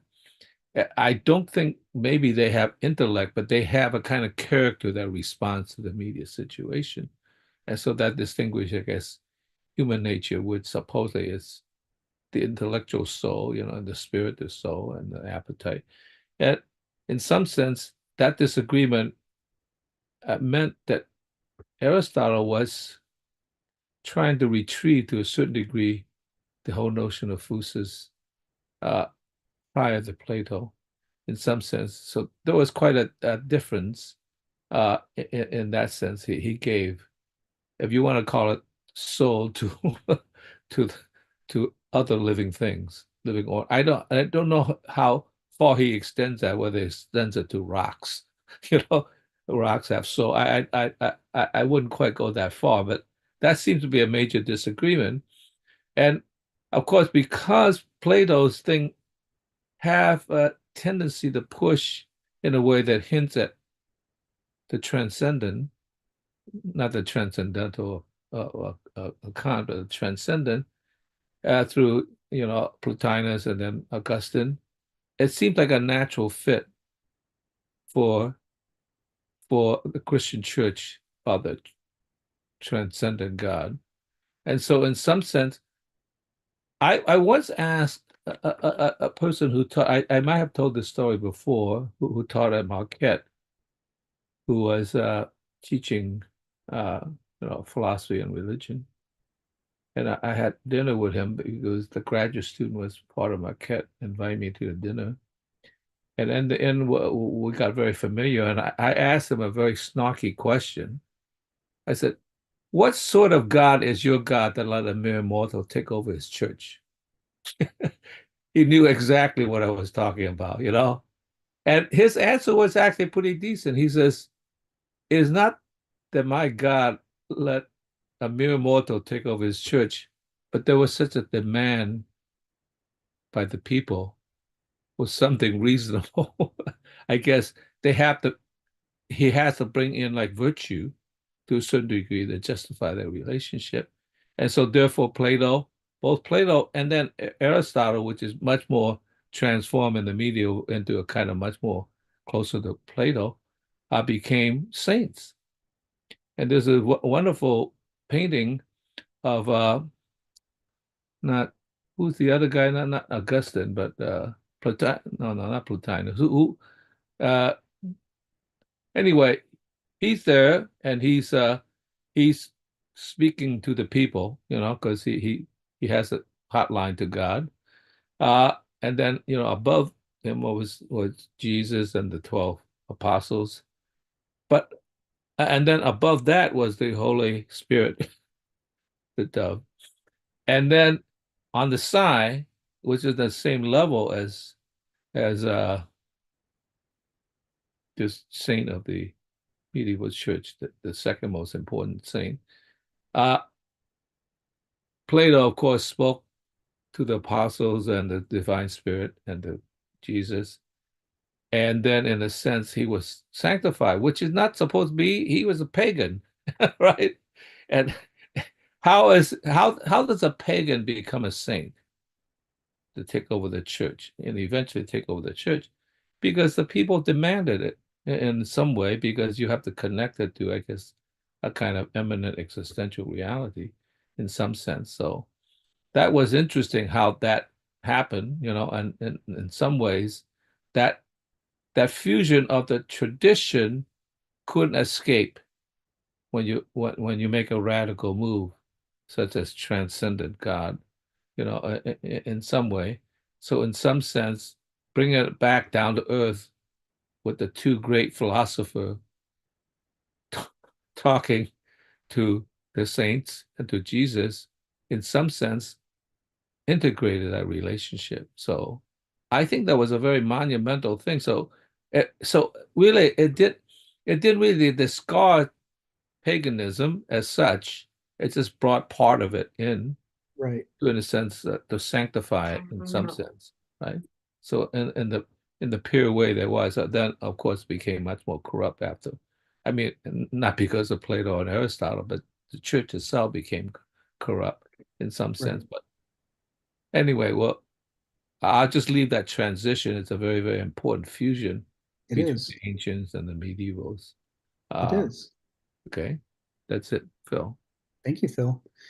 Yeah, I mean, you see this with the emergence of the seven virtues corresponding to the seven vices. And the seven virtues of the medieval world, three come from the Bible, but four come from Seneca, who got them from Aristotle. It is a fusion, just like you're talking about, a hybrid. And this is why even to this day, you can find people who want to use, on the one hand, the phrase Judeo-Christian rather than just saying Christian. And on the other hand, they use the phrase Greco-Roman. And they say our civilization is a Judeo-Christian civilization founded in Greco-Roman principles. So they're trying to hybridize these things and fuse them together. And in the course of doing that, it can't be done without distortion. I mean, the sentence that we just did at the beginning of paragraph 2 shows how antagonistic the concept of nature and meaning is in the medieval world versus the ancient world. They're incompatible. And so the only way that you can slip some Aristotle in with your, with your love, faith, hope, and charity is if you are redefining Aristotle's virtues to mean, in some ways, the opposite of what he meant, turning them into something compatible with the medieval worldview instead of something antagonistic to it. Well, to a certain degree, you have to give credit to St. Paul, who was not even one of the original apostles, right? Because he brought the Gentiles into the Christian church and Right. then spread it in a sense. So it wasn't just the Greek philosopher that affected, but it was like the other way around too, that in a Yes. sense brought in a broader arena in some sense. So St. Paul was very, very important to that relationship because it turned Christianity from essentially a reformed Jewish religion into a Christian religion because you brought that in, and that broadened it. And in some sense, that's why he has the prominence of all the apostles, but he wasn't. He was somebody else, that came afterwards. So that was very, very important. So Yeah, we'll spend some time on Paul for sure. But right now, our focus is on this concept of nature, and the reason that he's really, I mean, paragraph 2 is almost entirely about the medieval concept of nature. When you look at paragraph 1 and you see he's taking a tour of a whole bunch of different medieval ideas and how they slam into different ancient ideas. But paragraph 2 has a real focus on nature because remember, nature is the center of everything in the ancient world. I mean, he calls the ancient epoch the regime of nature. And so this is the place that in order to effect an ideological worldview revolution, the medievals had to hammer and hammer and hammer and just completely shatter the whole sense of conceptual architecture of nature that everybody inherited from the ancients. They had to completely wreck that so that it couldn't grow back. It's the equivalent of salting the earth. This is the thing that had to be, this of all the things, this is the thing that had to be broken, so that it couldn't possibly grow back. Joe, come off mute and tell us what's on your mind. So one of the things that in just thinking about this in terms of the first sentence where it talks about nothing self-active or evolving, and I mean I think that that's important because it's this idea of the self is completely lost And so then this idea of what kind of the evolution of it is it's stagnant, I guess, and it is the best way of describing it in the medieval view. Whereas there's this conception of there is no self, there's just this, and this is what it is. So this idea of kind of the introspection of knowing yourself and how it relates to everyone else is completely lost, the relationship there, because it can only be revealed to you through this one way. It's no longer a form of self-discovery. It's a form of of being told what to do and what to think. And so what this does is, coming back to even Phil's example of, construction and destruction, it makes it impossible to, kind of deconstruct oneself and to construct oneself, to kind of start to see, what are my flaws? What are the things? And then what's me? What is the nature that is me, right? And ultimately society as a whole suffers because of that. Because there's no internal dialogue, nor is there any external dialogue. And so that whole kind of, approach of a dialectic is completely lost. So, I mean, it's just interesting to me because I often find this to be true in any kind of dogma, in the sense that there are many times, people will either pit, sometimes the collective against the individual, or or somebody might say the individual and screw the collective. And it's really kind of that self-discovery it's not just, it's a self-discovery that enables the collective. But there is the collective. So it's about you and understanding your relationship to the world, and to the whole, so to speak. There's a lot of ramifications for that because things become stagnant, and then, or even you can argue that even the feedback loops are perverted with yourself, because you're constantly trying to fit this one worldview. And that becomes highly problematic. Anyway, those are just some initial thoughts on this idea, because I often find that that's something that seems like people put in opposition to one another when it's just not necessarily accurate. Right. Right. No, it's great that you brought up. And there's a couple of critical things about it that I kind of want to emphasize as kind of tying this to paragraph 2 here. And one of them is this idea that you're right, that if we're destroying the concept of nature, the ancient concept of nature, we're tearing it to the ground so that we can replace it with the concept of a transcendental God who created everything, which is what he's talking about in paragraph 2. Then that implies, remember, Heraclitus says the nature around what's around us and within us, the two natures.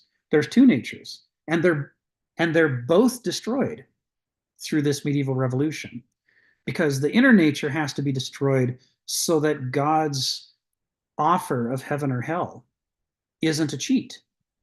To be legit, everybody has to be capable of choosing heaven. It has to be the case that they got to hell through their own efforts. God didn't make you in such a broken way that you couldn't choose to do what God tells you to do. God gave you everything you needed to get to heaven, and still you chose hell. And that's why you deserve to be punished.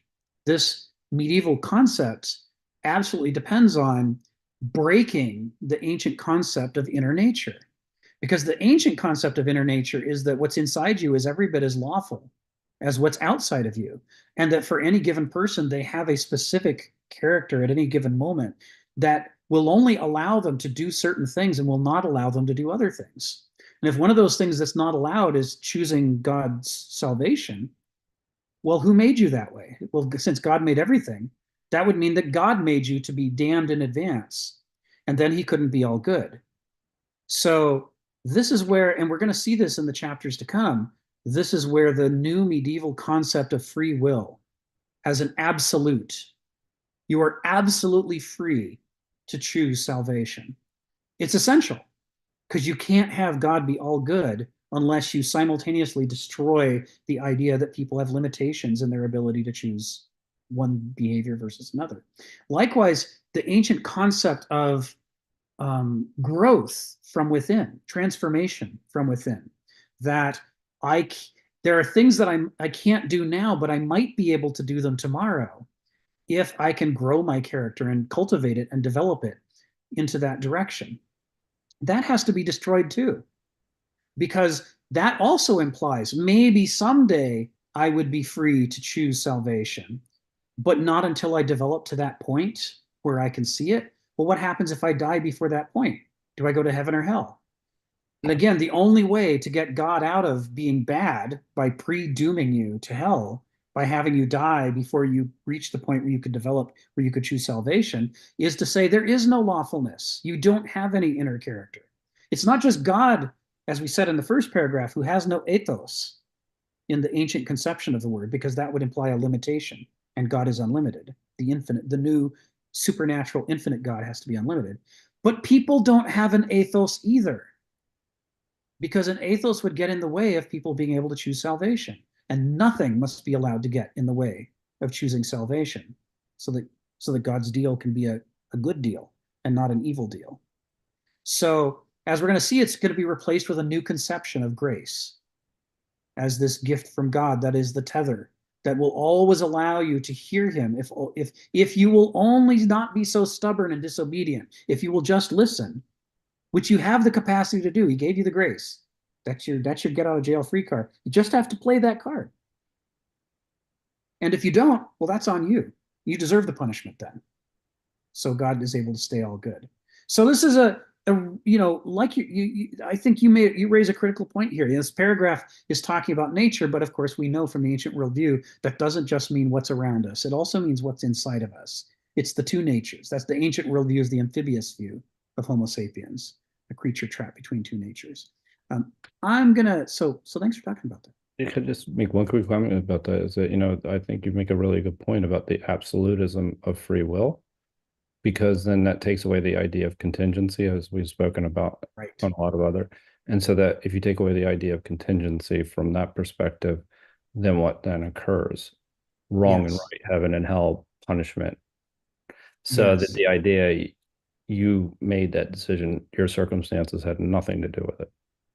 That's right. And so it's that conception of this idea of it's you, only you.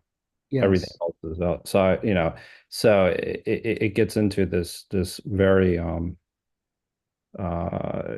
dangerous way of actually pitting people against, I'd say, against one another. Yeah, that's a good point. There's good sides to this. I don't mean to imply that, the medieval worldview of the inner nature is completely wrong. There are wonderful things that come from it, and we'll get to them.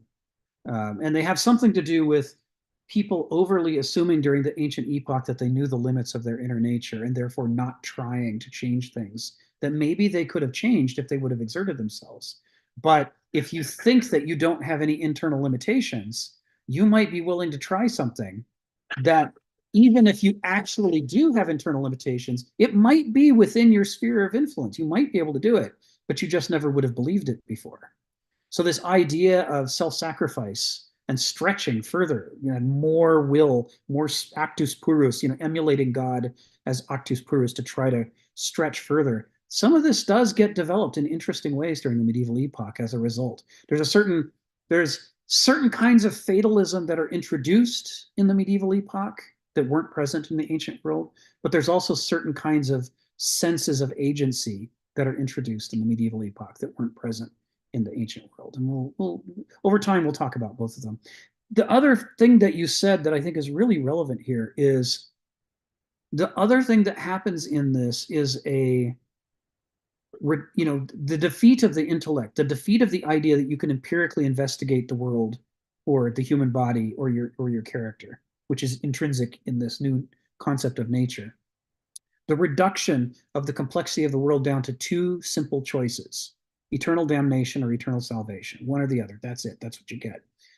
This encourages a new kind of approach to the world that is so simple-minded that nothing like it could ever have existed before.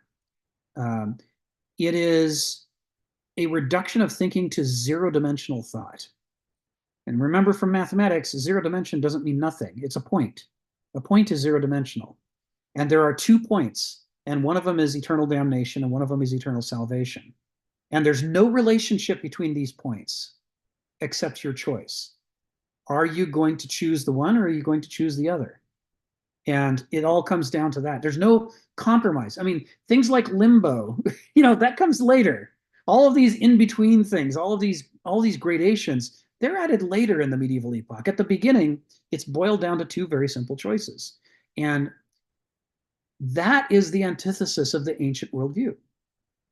And you can see how it is a logical extension of monotheism, right? The one God, and he's the only God, so there's a point, has all the meaning, all the love, all the significance, all the salvation, all the magic. It's all in one place.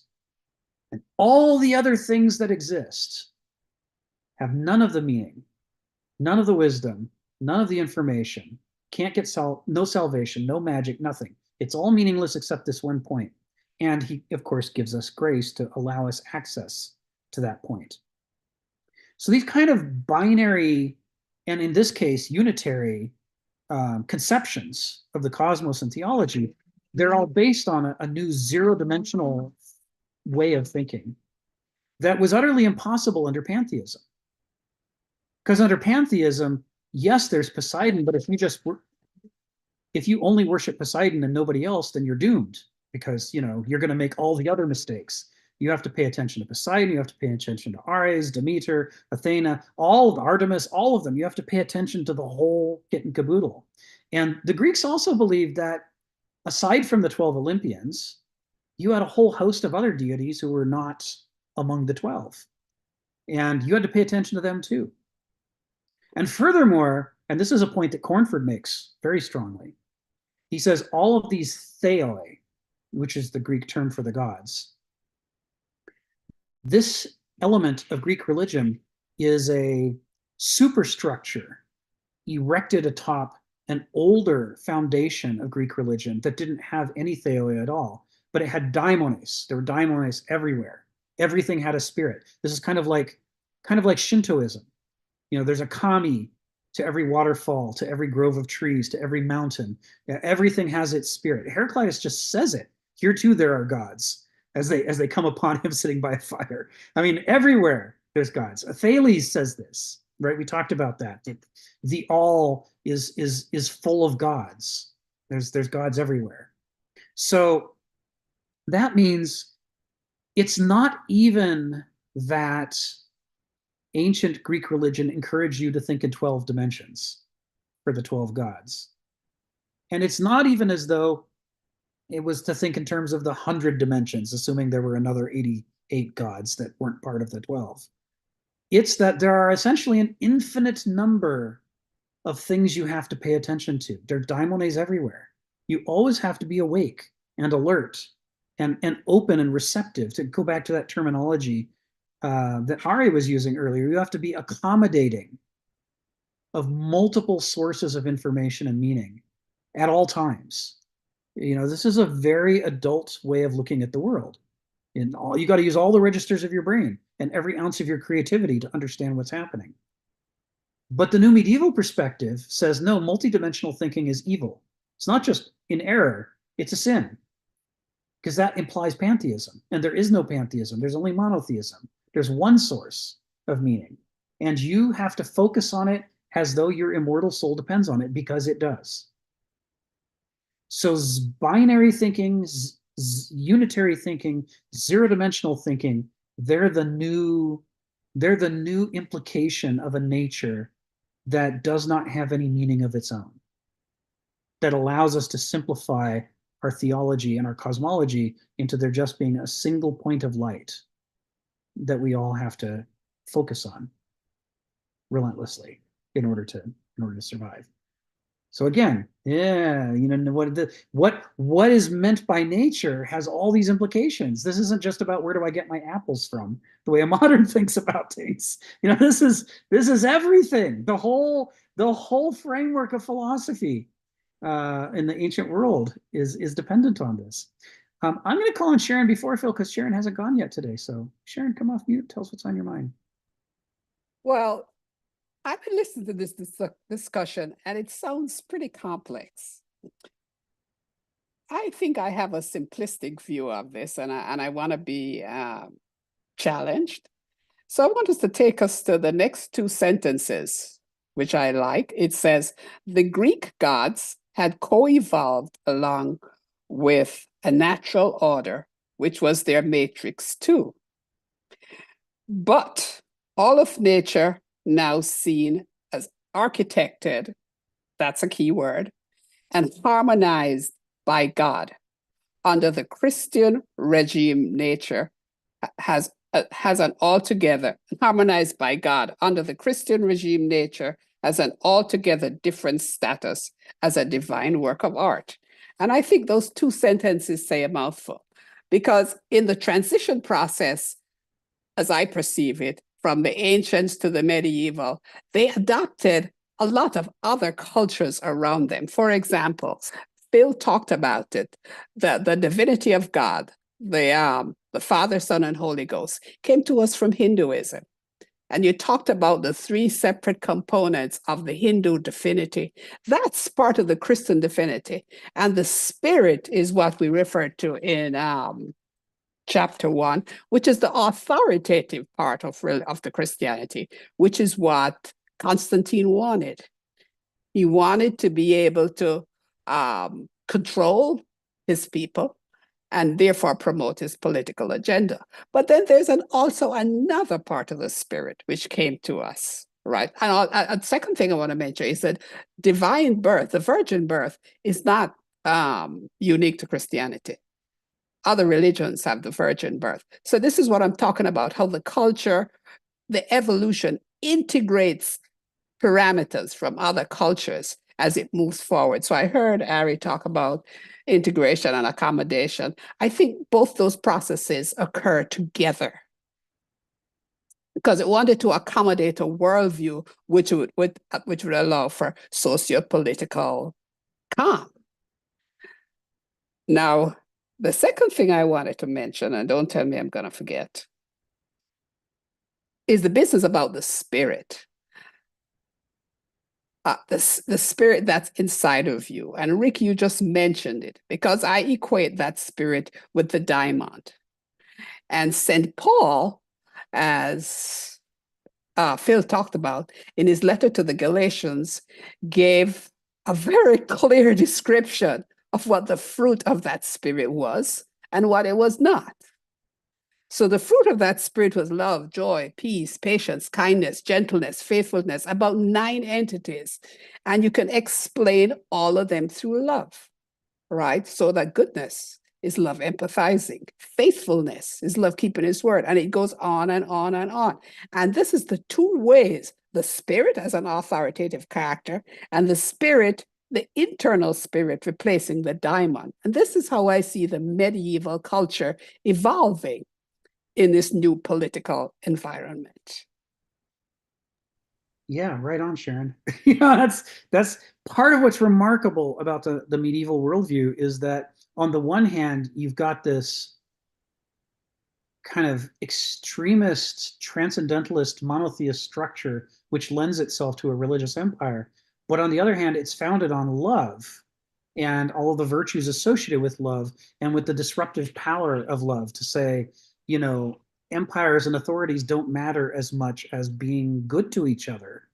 That's the duty of a Christian, is to treat everybody like their brother. And this is a fascinating hybrid, these two ideas side by side in the same religion. I mean, an enormous amount of the power and vitality and energy of the medieval epoch comes from the dialectic between the two. So thank you for drawing our attention to that. And the other part of it, there's this saying that it says religion is the opium of the people. There's certain parts of Christianity which are opium. Grace, for one thing. There's this inexplicable concept of grace. Mhm. You don't know when you're going to get it. You don't know where it comes from. And you don't know the circumstances under which it exists. And there are Yes. many instances, like you were saying, only God knows, when something mystique happens. That's part of the opium. And that opium in the medieval time was control. As we came to modernity, we kind of threw that off and we didn't have anything to replace it with. And so what we have now is chaos. Because, when you destroy something and you have no replacement for it, that's what you eventually get, chaos. Yes. Yes.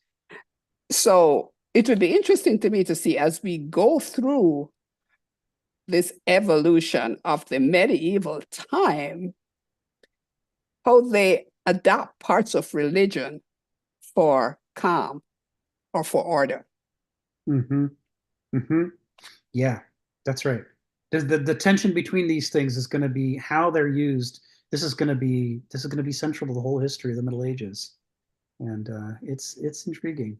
I think that's simplistic, but I don't know.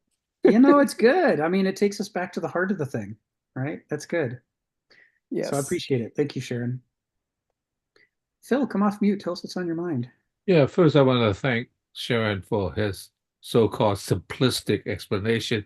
It's not at all simplistic. Thank you. She's great, right? Sharon. It's great. Yeah. It's the dialectic. She Great. just gave us a dialectic. Yeah, and also it just broadens the interconnectivity of everybody speaking. The question I want to ask, I often talked about Egypt, and this conversation spurred me to thinking about perhaps Egypt, if it hadn't died and disappeared, was a purer manifestation of civilization in a funny way. Because you start with Osiris and Seth, they were actually brothers.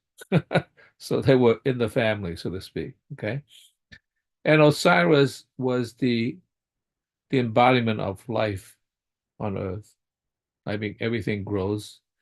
And of course, to Osiris, if you want to get to the afterlife, you have to show the purity of your heart is lighter than a feather, which means you have to experience your living and life, and you have a lot of gratitude for even existing, thanks to Osiris. Seth was about instrumentality.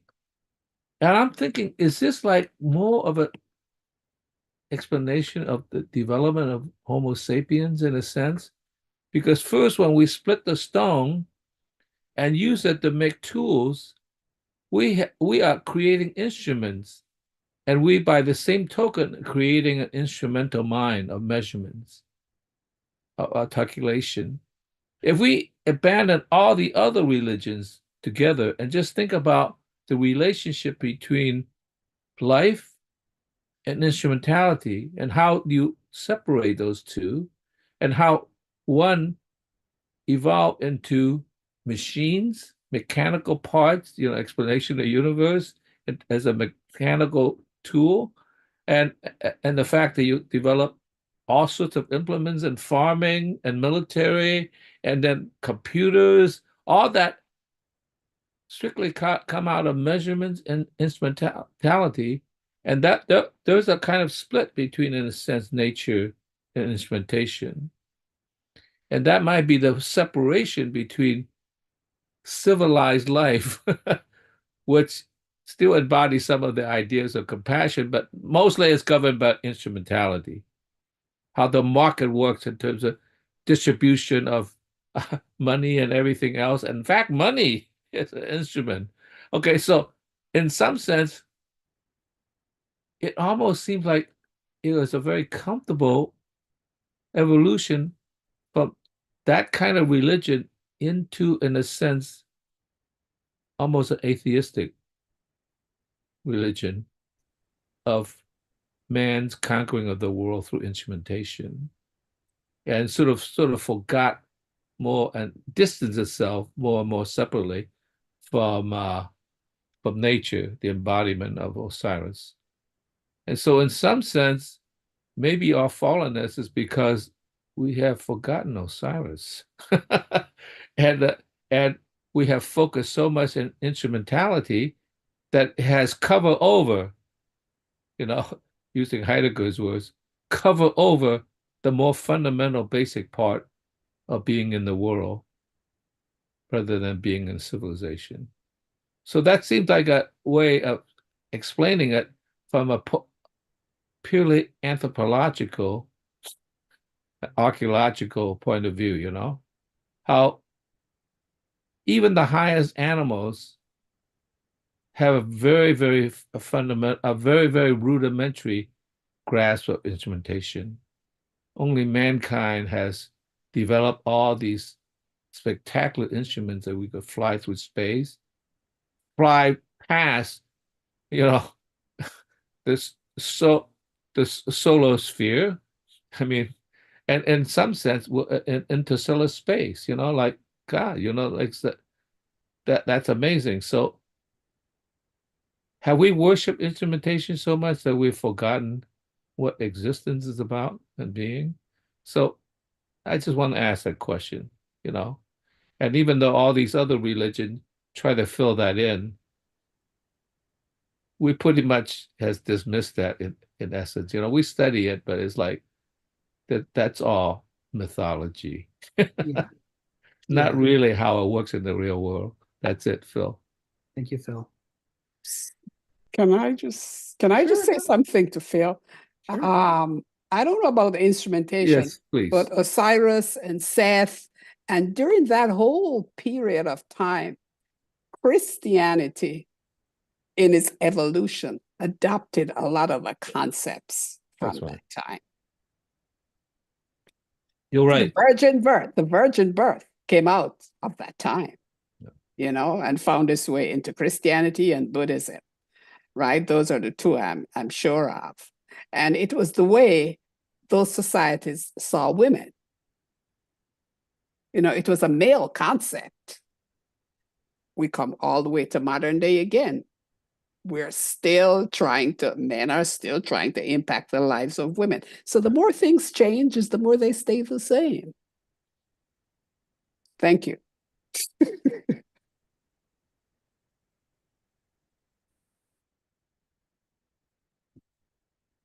Thank you. I'm going to call on Zelig in a second, but Donald hasn't spoken yet today. So if you don't mind, Zelig, I'd like to call on Donald first and then come back to you. Excellent. Go ahead, Donald. Well, I'm not sure you've chosen wisely, but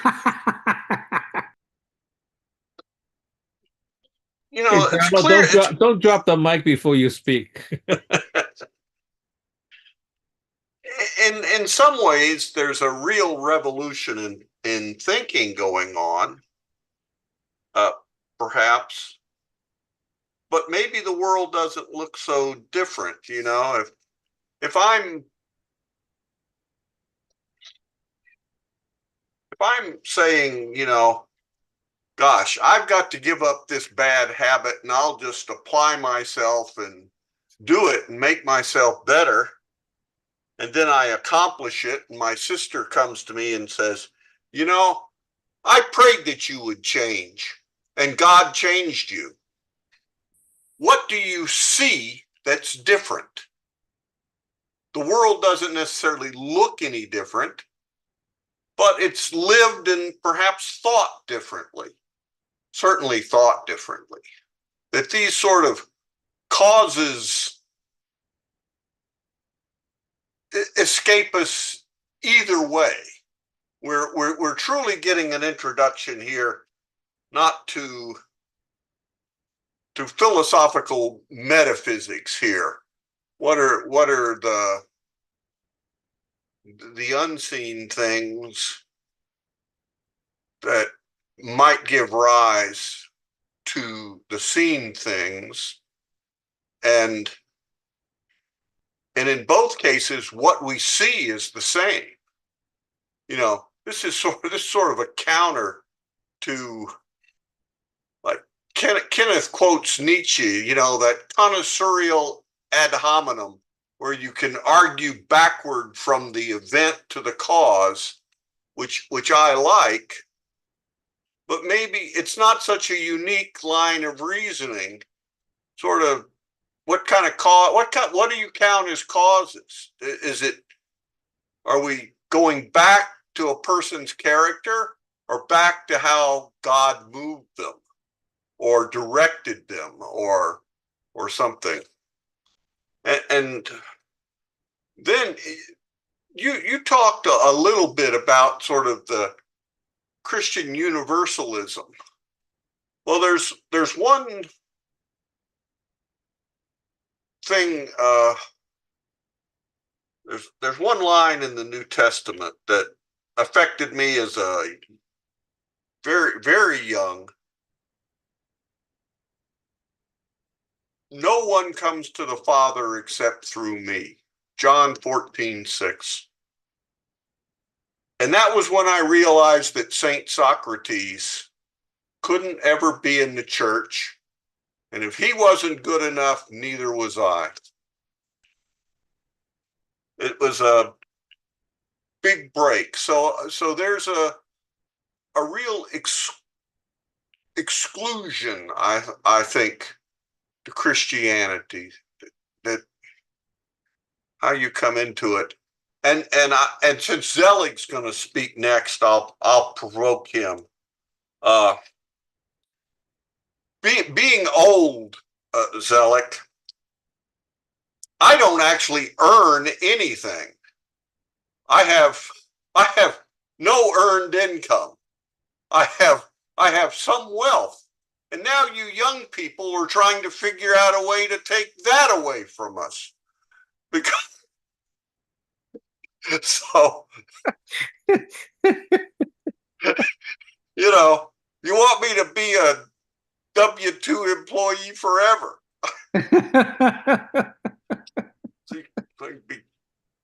Okay, enough.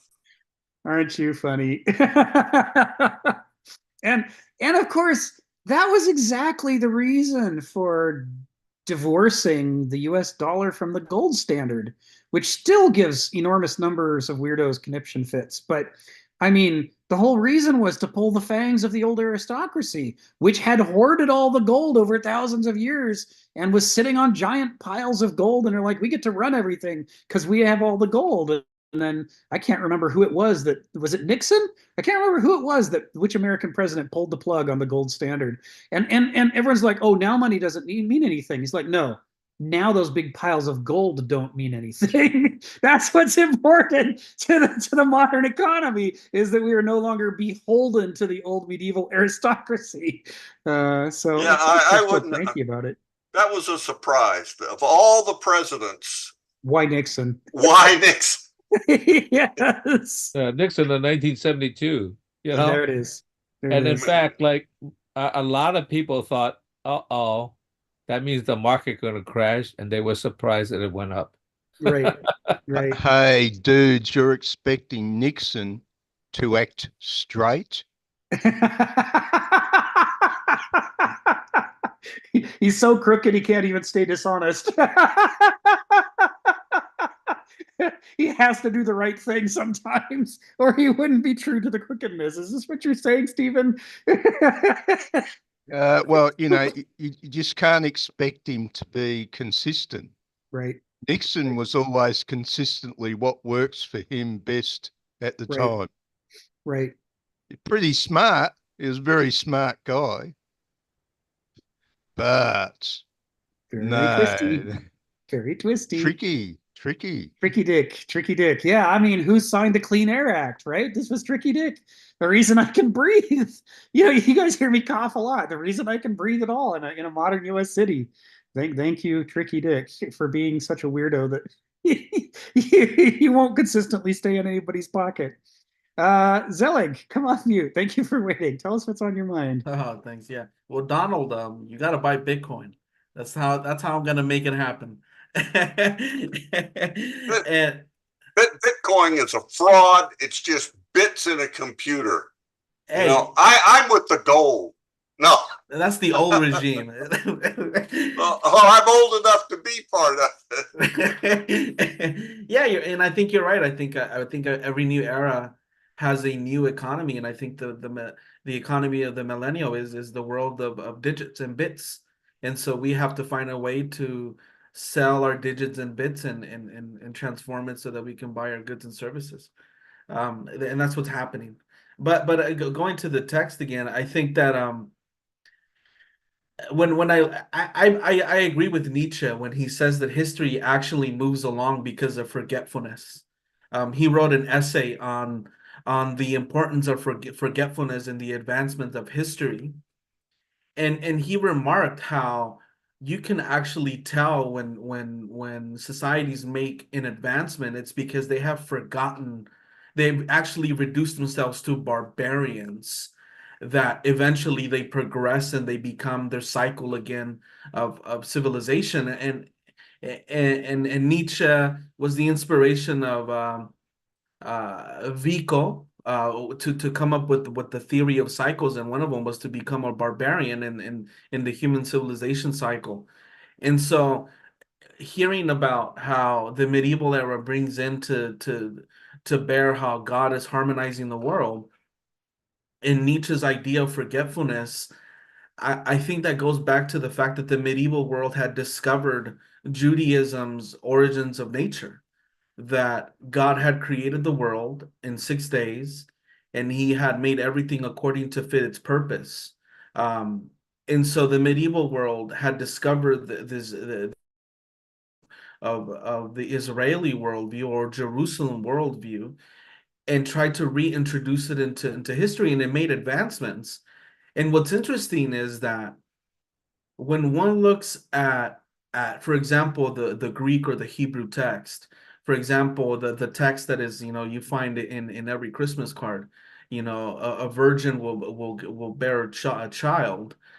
In the Hebrew it doesn't say a virgin, it says the equivalent of like a young lady. But in the Septuagint, the translators of the Septuagint, which was much later, they put Parthenos instead of the Hebrew word of Alma. And so Parthenos now in Greek it does mean virgin. And so it was a forgetting of the translators that sure, a young woman could mean a virgin, but not by necessity, right? And sure, the context said that, there was going to be an act of God, and you can make a jump there and see it's a miracle. But isn't a sense of forgetting the context of the language itself, that it added some kind of ambiguity there. And when I look at, for example, the story of Osiris, right, of the virgin birth, when one goes to read the story of Osiris resurrecting, he resurrects in the underworld by 1,000 pieces in some of the stories, some of the myths, that he resurrected in 1,000 pieces in the underworld. And we use the word resurrection very loosely and kind of forget the original story and say, oh, look, there's a resurrection story even in Egyptian history. And I think it's that forgetting of these actual stories that leads to the movement or the harmonizing of societies together, that they're like, oh, look, that sounds like our religion, that sounds like our society, we can live together. But in reality, it's because people have really forgotten the real literal stories that would actually have nothing in common. If you would actually know the story that Osiris resurrected, if you can call that a resurrection, came alive in the underworld, and Jesus came alive in the real world with the full body, right? Those are not harmonizable, if that's a word. And so I think I agree with Nietzsche. I think what we see in the medieval epoch is kind of try to make a people remember, like, hey, remember that this is how the world began, and forget the old ways. Forget those old ways of looking at the world so that we can advance. And in that sense, I agree with Nietzsche that forgetfulness means completely leaving something behind so that you can begin something new completely from scratch, right? Even if it comes down to becoming barbaric, at least trampoline point to the future. And I think that's what we also see in the medieval world, a will for forgetfulness, what Nietzsche would talk about. That's fantastic, Zelig. Thank you. Yeah, Nietzsche and forgetfulness and the revolutions between epochs. I mean, you're right. These are closely related ideas. And the fact, I always thought about, I was pretty young. I mean, I was like, I don't know, 13 or something when I used to love to go through used bookstores, and I picked up a thin book that was going to talk. I had one that was going to summarize Freudian psychology. I had one that was going to summarize Jungian psychology. I can't remember what the third one was.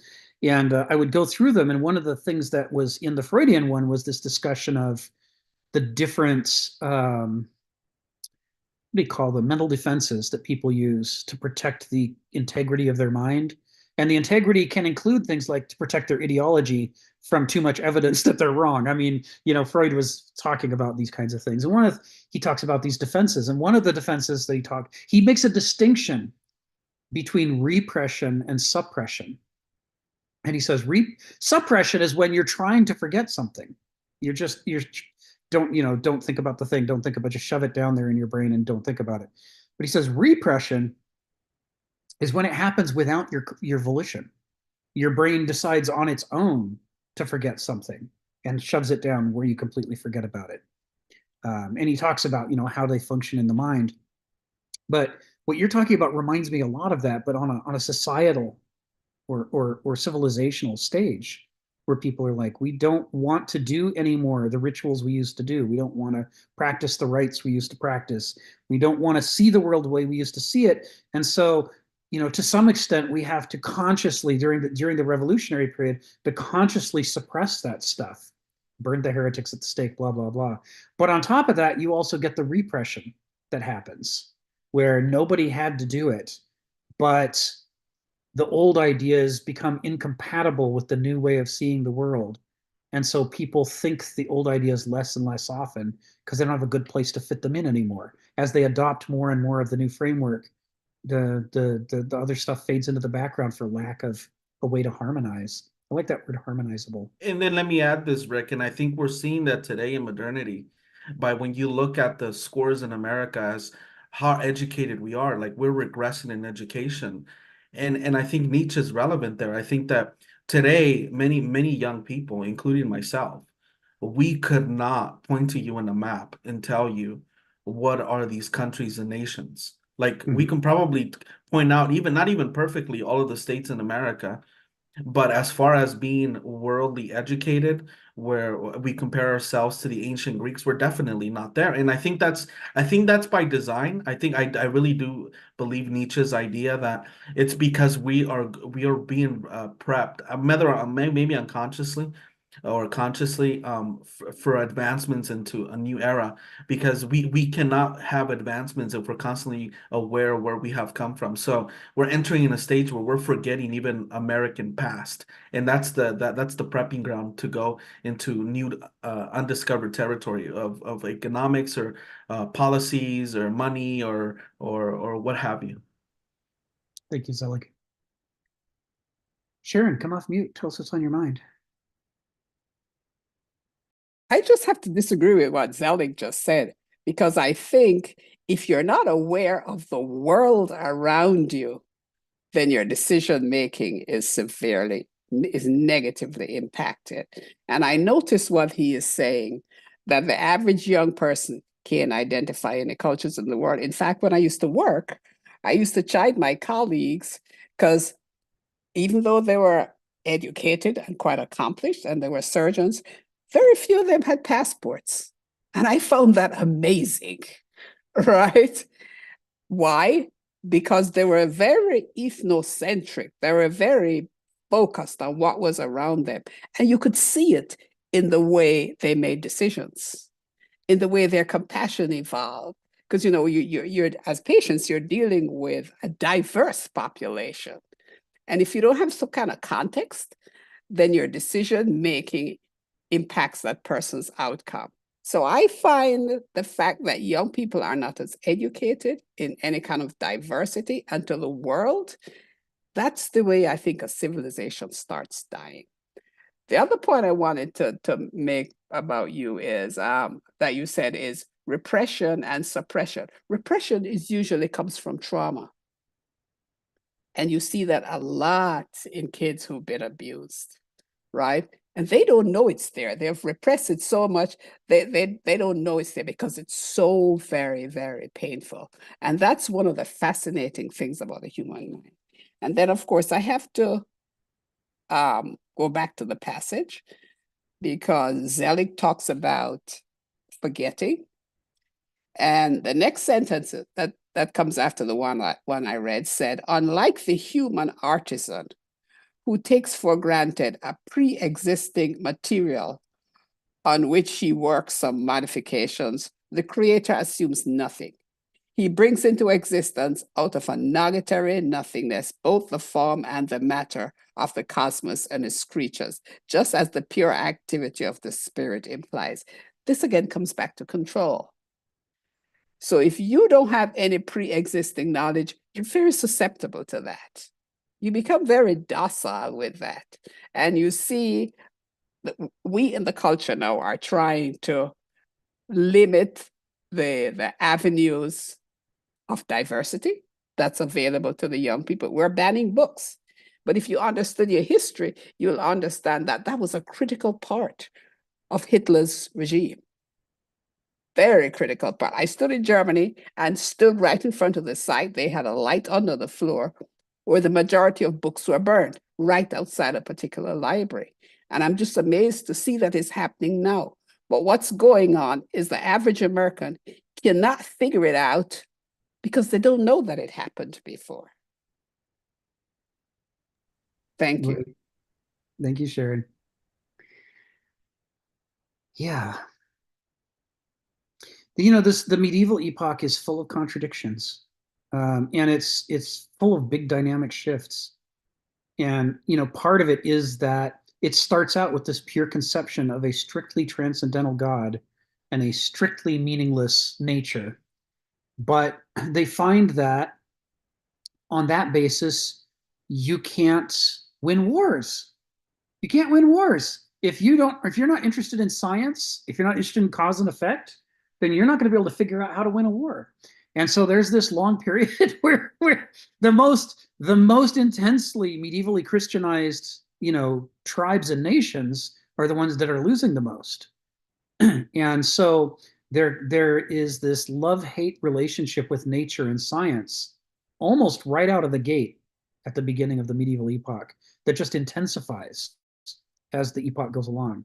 You get both the purest expressions of otherworldliness with people, you know, the desert fathers who went out and, you know, lived in caves and on pillars, you know, or the monastic movement, people separating themselves from all the rewards, the secular rewards of a worldly life.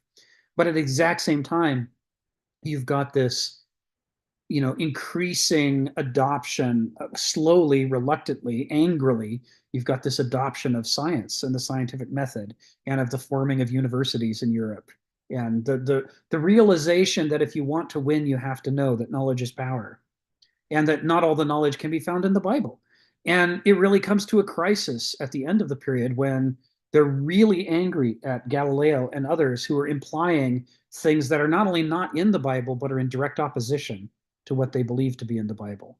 Because they're like, you're making me choose between ideology and reality is going to have to go because my ideology comes from God. So it's got to remain the authority.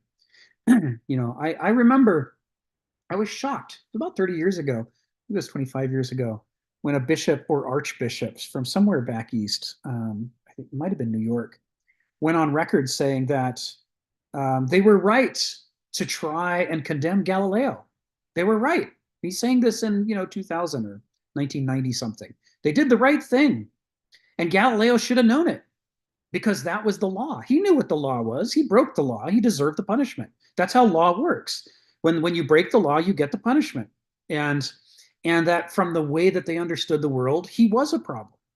And as it turned out, all of this, you know, disruption of the medieval worldview did wreck the medieval epoch and brought it to an end. So yeah, maybe they should even have killed him. The guy says, he's a bishop and modern bishop in the Christian church. And this is that struggle between ideology and nature, between faith and empirical evidence that just grows and intensifies at every level of society between the founding of the medieval epoch and its end. So the things you're talking about, Sharon, this all comes into play. Do we study the world? Do we study history? Do we turn away from the world? Do we turn away from history? These are some of the hardest questions that the medievals are wrestling with, that they're struggling with and trying to figure these things out. Joe, come off mute. Tell us what's on your mind. Yeah, I'll just be very, kind of brief with this one is, just coming back to this idea, and I think what Donald said was really, very interesting in the sense that, how does somebody achieve change, right? Whether, somebody prays for someone else and then there's a change, there's this transformation of some sort, and, that they attribute it to what is seen or unseen, right? But there's this more important, I think part of that is that the how is automatic when the how is actually dictated to you, when how the change is actually has to be a certain way. And when that becomes the case, that's where things become problematic, because it literally is, and it comes back to this, kind of suppression idea as well, because the why automatically is no longer a valid question. It's just how am I going to get to that? And it's very mechanistic in the way it's operating. It's almost operating in a way that's almost like you're in an industrialized world, and that you're just figuring out how to optimize based on these set of requirements. And that's a pretty, that's about as far as from nature as you can possibly get. So if you think about it then, because then you're all of a sudden imposing on nature. And I think that this is like, one of those distinctions when you start to say, this is this, you're no longer, well, everything's architected for you, as opposed to, kind of architecting yourself. And so that there's that distinction. And so I think that that's a really important point, because it is literally, if you go back, it's the opposite of know thyself. It literally is the exact opposite.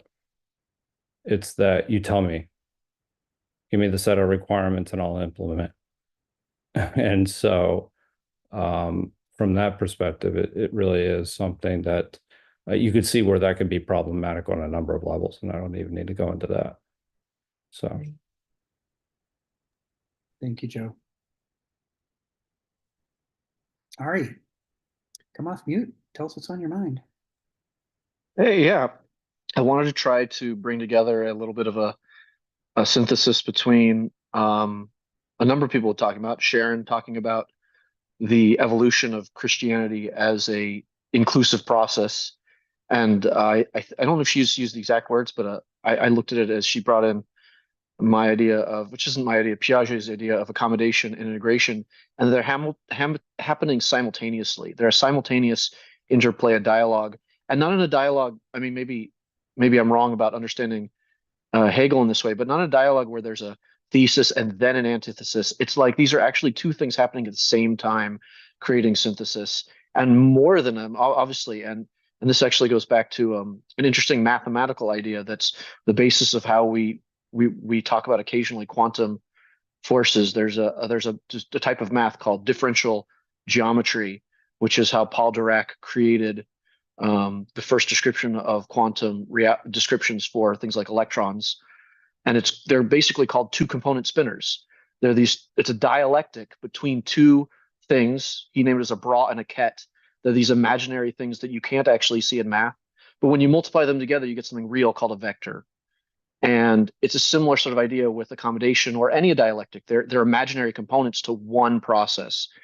And I wanted to bring that into how that evolution seems to go with something Phil very nicely talked about with Osiris and Seth. And we talked about it a little bit more. really beautiful how this works with Dr. Ian McGilchrist's theory of mind. He talks about specifically how there's pretty much an instrumentational, an object relationship, and a life relationship. And we have these two forces of the consciousness are in competition. And there's a lot of, not necessarily that these are the only two and how they work. He says it's a left brain, right brain thing, which there isn't a lot of evidence for. But what there is a lot of evidence for is that specifically the left brain in the supramarginal gyrus, in the IPL, if anybody knows about neuroscience, this is where it's well understood that it's called also the Wernicke's area of language lives there, and symbolic representation in terms of words, these are what are referred to as objects of the mind. For instance, if you pick up a rock or you think of a rock or you say the word rock, the same parts of the brain light up. So this is the part of actually breaking down human reality, human description, in terms of this object instrumentation and manipulation of objects that have specific locations and that are predictable, versus life, which is unpredictable. And this is actually very much related to a particle dynamic versus a wave dynamic. Particles are like the objects, and the waves are these interconnected things. And the way we could deconstruct waves, if anybody knows about this, this is called a Fourier transform, where you take a wave and you can decompose it in lots of different ways. And this is actually how quantum computing is going to decrypt all of the encryption. And not sure if anybody's terribly interested in that, but it's really fascinating that falls right into line with these ancient mythologies and these descriptions. And really to get to... Oh no, I think he accidentally hung up. Yeah, he dropped off. All right, well, when he comes back, he can finish what he started. But for now, let's I'll watch for him to rejoin. And for now, Phil, tell us what's on your mind. Yeah. Oh, here he is. It'll probably take him a few seconds to get back on. Sorry about that, guys. Just got carry on. Yeah, I want to go straight into Zelig's idea of forgetting, or his version of Nietzsche, which is very nice, is that in order to create a newness of accommodation, you have to remove integration. And this is basically forgetting, especially in words and translations. It to some degree reminds me of what you're talking about when we were talking about dinosaurs last week, that they're having a different conversation and we're reinterpreting the word dinosaur in a new context. Well, this is necessary because, again, this is Daniel Kahneman, but a lot of different people say this in a different way, where identity is based on description. We don't actually have access to reality, we have access to description. And we have a description where we feel things with affect, and we have a description of things with words. And again, these are like two component spinners, two parts of a single system where they modulate each other in a dialectic. And for us to make new descriptions of reality, have new identity, that requires forgetting certain types of our memory. And that memory has to do with the way we narratize or give narrative to words. And so therefore we have to make room for these old words to die and rebirth these words in a new light where we can create new stories and new concepts. And so if we're going to accommodate new ideas and moving forward into, let's say, a new epoch, then we actually have to suppress or repress actively or passively these words and mistranslate them on purpose, almost, or by accident. But we need to destroy their old relationships, and we need to forget them, essentially. And we need to make space for new ones. And identity is based on memory. And so if we want to change our identity, we have to change our memory. And this is generally done with words and stories and how we describe things. And again, getting a little neuroscience in here, this is also very much what the neurotransmodulators versus something like dopamine or serotonin or acetylcholine or adrenaline, also known as epinephrine, in the brain are doing. For instance, when you're satisfied, your brain releases a lot of serotonin, and this is the drug for forgetting. When you get relaxed, it literally takes apart the old connections that you no longer need because you're satisfied. You got the treasure, so you no longer are interested in the treasure map anymore. And for instance, on the opposite, if you are seeking the treasure and you haven't found it yet, your brain releases a lot of dopamine and a lot of acetylcholine to mark things for new memories. So in this case, the brain is having a similar dialectic as maybe civilization is having, where we need to forget things, and we have certain tools, or in this case, chemicals in the brain, that are going to allow us to forget old things, make space for new things, and apply that energy with new markings. And it's a rewiring of the system from a very strategic point of view. And this is where I'm not sure if you want to believe, again, going with Donald's, whether the person changes or where God wills it to change. These are just descriptions of things. But what's actually happening seems very similar, at least from the outside, is old things are being forgot and let go of, and new things are being replacing those things. But there's a mechanism for this, especially with humans, with words and a relationship to words, and the way we sort of talked about this too, like how civilization is built on the mimetic transmission of these ideas. And if we want to decompose the old organism in certain ways, that means forgetting specifically and strategically, whether it's by accident or purpose, these words. And this is, like, again, the process of what Sharon was talking about, evolution, of how Christianity was transforming these old things. They weren't making up things from nowhere. They're taking old things and almost purposely mistranslating them in just enough of a way that can suit the needs of the new description. Right. And so this is a very interesting synthesis of all these ideas of evolution, of these ideas, whether it be Aristotle and Plato coming into Christianity, or whatever mythology from Buddhism or Judaism or Egyptian mythology. All of these mythologies are ideologies that are descriptions of the world, and they wanted to form a new description that's some sort of tension between these things. And it does this by manipulating the words themselves. Right. Yeah, this is core to this whole project this book is about, is this idea of can we learn, rather than locking ourselves into just one of these frameworks of remembering and forgetting, and the terminology definitions that go with that framework. Can we get to where we can switch between multiple frameworks? And then if we can do that, then we don't have to permanently forget the old words. We can record them together as this is the ancient framework, this is the medieval framework, this is the modern framework, this is maybe some alternative indigenous framework. We can modulate between them. And I imagine, rather than having one set of meals, it's more like you could perhaps have a buffet. And then the buffet is going to be sort of a fight, like a Darwinian fight for what's on the buffet to build your new epoch. May I just say something here? Go ahead, Sharon. Forgetting doesn't have a lot of support for me, because I think then that would negate the process of growth. Because, you make mistakes, then you get experience, then you develop judgment. And if you forget process 1 and 2, then you never develop judgment and inevitably wisdom. That's the human condition. And I think cultures do that at some point in time too. So I think we don't forget. I would like to say we replace the knowledge that we had before with a more mature concept. Sure. So in a certain way, in neuroscience, they use replace as forget. You're transforming one statement and two statements into a third statement, and pieces of the first two sentences are lost. And you sort of shrink it down to something else. And in order to do that, you're forgetting is just changing the wiring between certain pieces. But it's not really forgetting, it's more of transforming. Correct. Yes. Because if you forget, I don't think you grow. If you forget, then that's somebody who is, and you're the neurologist, who's mentally challenged. Somebody who's mentally challenged or didn't come with all their faculties, they forget very easily. And that's why they never mature.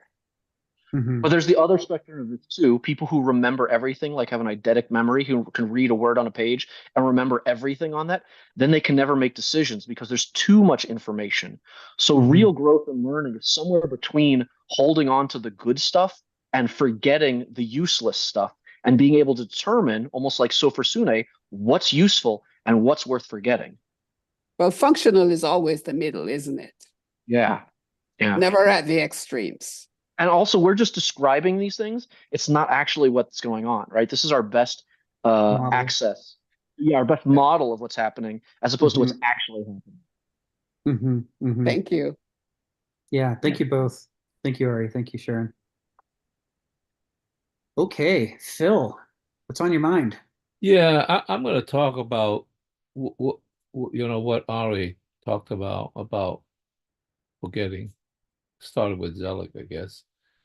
And it seems to me like there's 2 points that's kind of important to think about. That is the human limitations of memory in relationship to the infinite when we're finite beings. You know how computers evolved in the last 20 years already. It went from kilobytes to megabytes to gigabytes. We keep having to build up the library of memory. And it's something like the human being.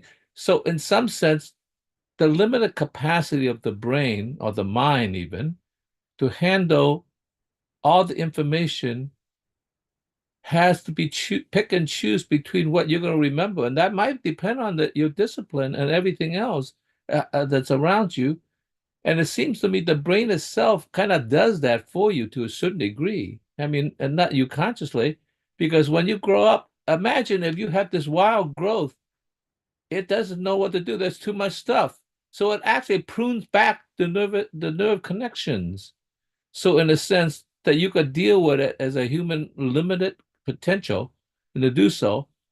And we've been able to handle that in some way by external storage, external disk, or store in the cloud.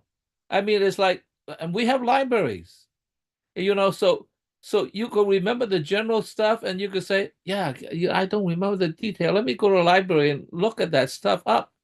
That's why burning books is a different thing than just forgetting, because you're going to eliminate it altogether, rather than just putting it in cold storage, you know, available at hand when you want to do it, because you can't possibly remember all the details, every little bit in your life. So that's one limitation. The other thing I was thinking is there's something, in a sense, is more fundamental. And we had this discussion, I think, in a Heidegger meeting about, the flow of the world in relationship to identity of the world, the river. And Heraclitus says, you can't step in the same river twice because it changes. And I say, yes, I agree with that. And I begin to wonder, can you even step in the same river once? I mean, that seems like an absurd question. But the question becomes like, in one sense, you could say there is no river, they're just flowing waters. Okay, that's one way of doing it. But a deeper way of saying is that when you step into the water, what is containing is the flow and the situation it is, which means the identity of the river is in conjunction with the flow, which means that identity itself contains difference. So within the instance already, the being that is not only the being that appears, but the being that's hidden, that's covered over, the difference that will emerge.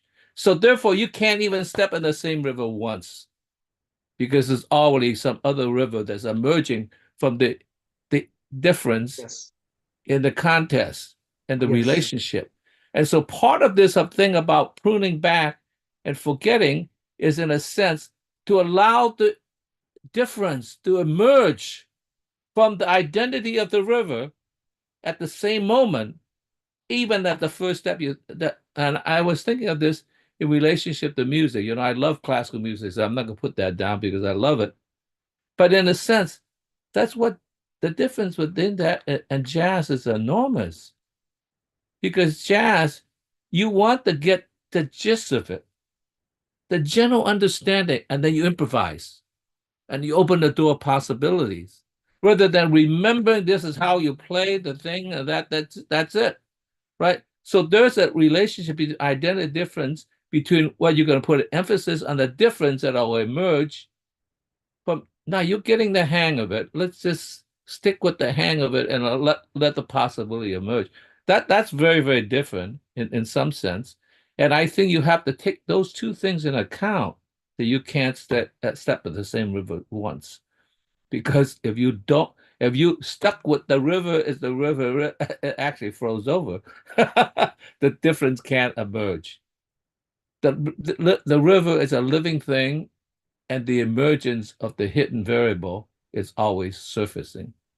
And so therefore, in a sense, that's why both on the top level of the totality you can manage, and the bottom level, you've got to let it emerge. So therefore, in some sense, you have to create a door that will open and close. I mean, otherwise, you don't have imagine if you build a house and you have, well, okay, I'll let you have doors, but they're always locked. It's like you can't go inside, you can't go outside, you're trapped. One way that isn't that what the Iron Curtain was? In some sense, you can't get out of it. So in some sense, you have to maneuver between identity and difference because difference will always emerge from the identity itself. If you don't let it emerge, things will never change. If you're a slave, you will remain a slave forever. That's wrong. Okay. So that's why forgetfulness is part of allowing difference to emerge. I just want to say one thing before we go. On the issue of forgetfulness, those of us who have gray hair, once you get over 70, you forget anyway. So nature takes care of it. Right? So there you go. Enough about this forgetfulness. I literally this week on my technical line, one of the old hard hats who helped to found our medical software culture posted the famous quote. They say the brain is the second thing to go. I forget what the first thing is. No, but I'm pretty sure it's gone. I'm very serious. I don't think I am as sharp at 72 as I was in my early 30s. And it's called aging. Yeah. Yeah. It's partly that, but partly it's that your brain has got more stuff in it than when you were little. I mean, when you're a kid, you're empty-headed. You haven't had any life yet, right? You've got this huge throbbing Homo sapiens brain and just a handful of years rattling around in it. You know, it's Your brain's at your a virgin. Age, you have so much information in your brain. If someone asks you to reach for a piece of information, you know, they're reaching into a single shelf. It's like one of these four objects is the data that I'm looking for. You reach into a giant library. Somewhere in this library is the data I'm looking for. Enough of this forgetfulness. And then as you get to 80, 90, I see people who've lost it. And so, you know, the forgetfulness is a physiological entity. Well, wait a minute, just a minute. Look, I'm 78, Sharon. Let's just stop approaching to 80. Come on. So, all right, I'm going to call on Stephen in a second. But I do just want to add the thing you said, Phil, you know, at the beginning reminds me of the fact that it was one of Heraclitus' students who famously said you can't even step in the same river once.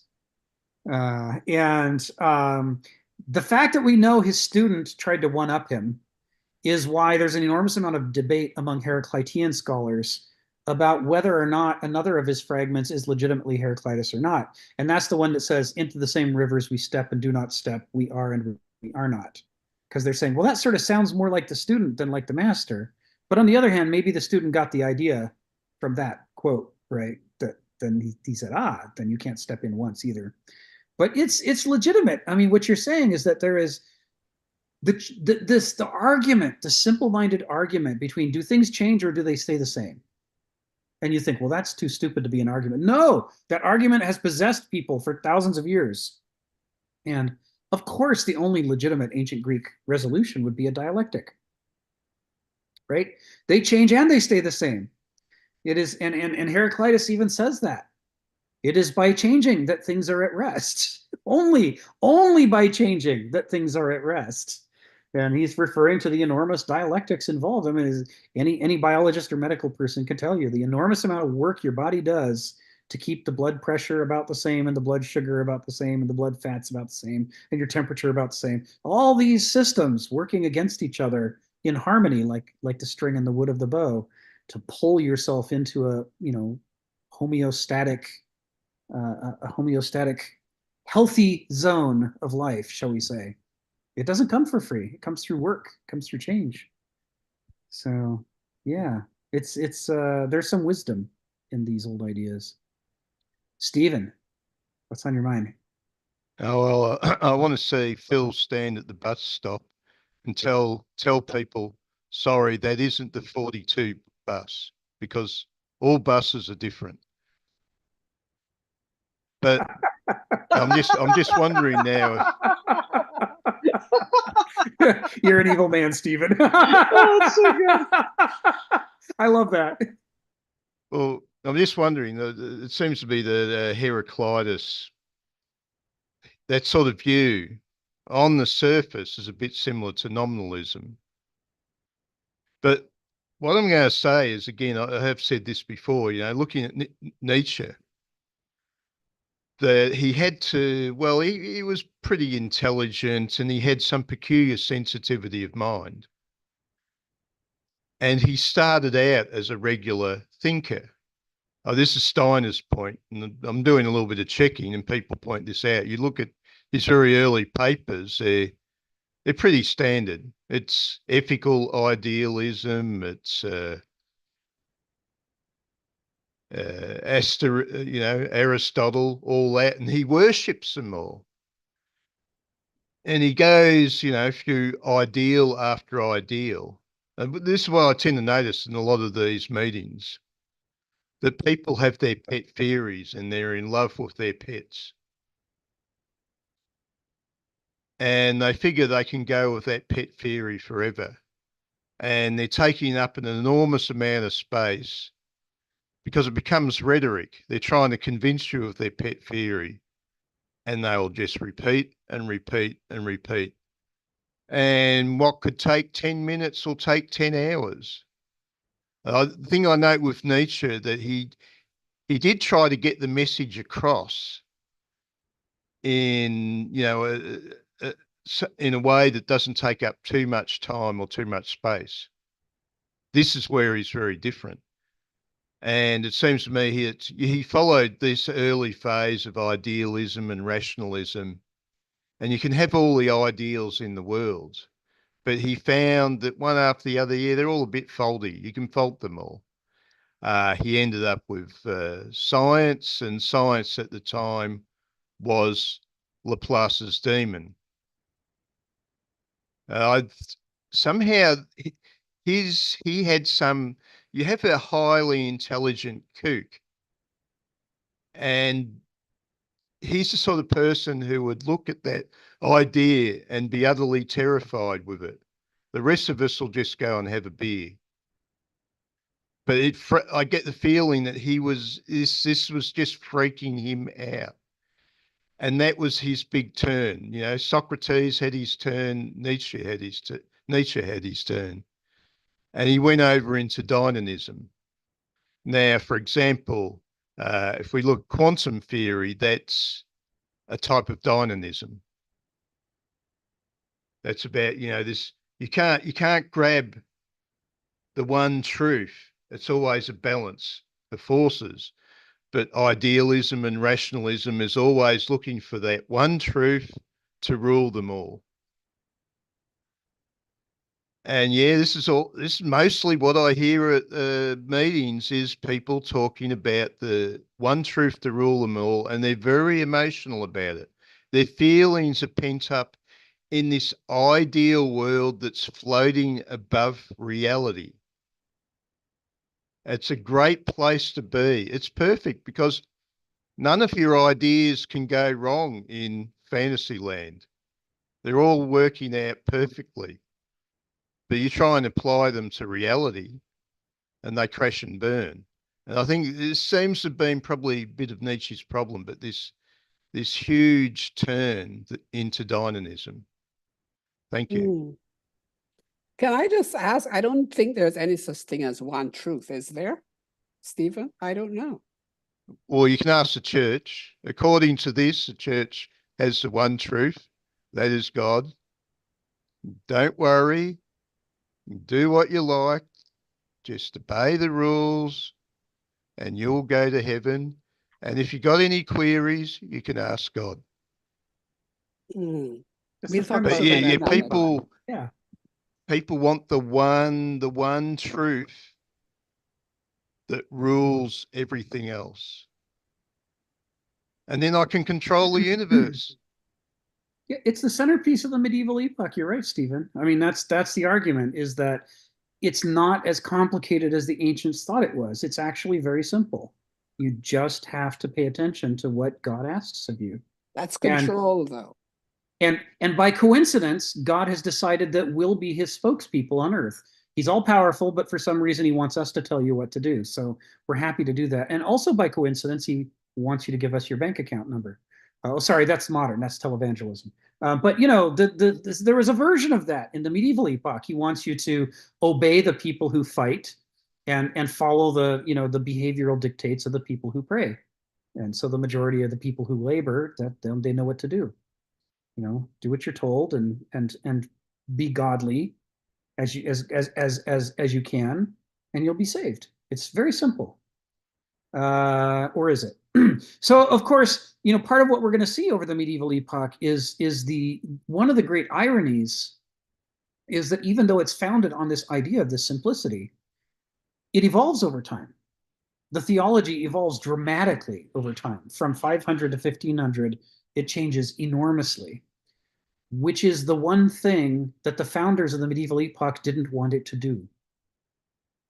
I mean, to be clear, you know, they were willing to acknowledge that heretics might have all kinds of changing ideas, but we're going to stamp those people out, right? There won't be any, there is only the one changeless truth, and you can trust it, and it will tell you what you should do. That's the whole basis of the medieval epoch. But the great irony is that what that truth is has to change dramatically over the course of that 1,000 years, because the way it begins in the beginning is so otherworldly that it doesn't allow for success in the real world. You can't win fights. You can't successfully craft weapons. You can't successfully grow crops. Every time the ideologues interfere with the working of the economy during the Middle Ages, they wreck it. Or interfere with the working of warfare, they wreck it. Until they learn to change and adapt their ideology to take in more information about the real world, until they learn to value the cosmos and the meaning that it holds, which Aquinas plays a big role in getting the medievals to accept Aristotle, and that's how Aristotle gets stuck up on a pedestal. You know, it's like, see, it's worth looking at the world. God made the world; it's His creation. If you ignore the creation, you're ignoring God. Aquinas used very clever arguments. What do you think of Karl Popper's complete dismissal of the scholastics? I mean, ask me at the end of this 2 years. Right? Because I've read fragments of Aquinas, but by the time these 2 years are over, I will have read Aquinas. I'm learning along with you guys. So I'll be in a much better position to assess whether Karl Popper understands what he's talking about. Certainly when Bertrand Russell dismissed Nietzsche, he had no idea what he was talking about. You know, he was dismissing the Nietzsche that was the distortion painted by his sister and the anti-Semites and German nationalists who adopted him. But so I don't know if Karl Popper knows what he's talking about, because I don't know Aquinas well enough. But it's a good question. It's the right question. I'll come back to that question. Ask me in 2 years. So we're just wrapping up here, and I'm just gonna end again with that sentence, the second half of the sentence that Sharon, I'll call on Zelig in a second, but that's the second half of that sentence that Sharon shared before, and I want to draw our attention. Nugatory is great. I had to actually look it up in the dictionary again just to remind myself, because it's been a decade or two since I used that word. But actually, the thing that's really important here is that he says that he brings into existence both the form and the matter of the cosmos, not just the matter of the cosmos, but what shape, what logic, if any, does it have? That was part of his design, right? He's in the beginning, he has his design. He imposes his design upon the void and draws forth the matter according to that design, and the design is the form.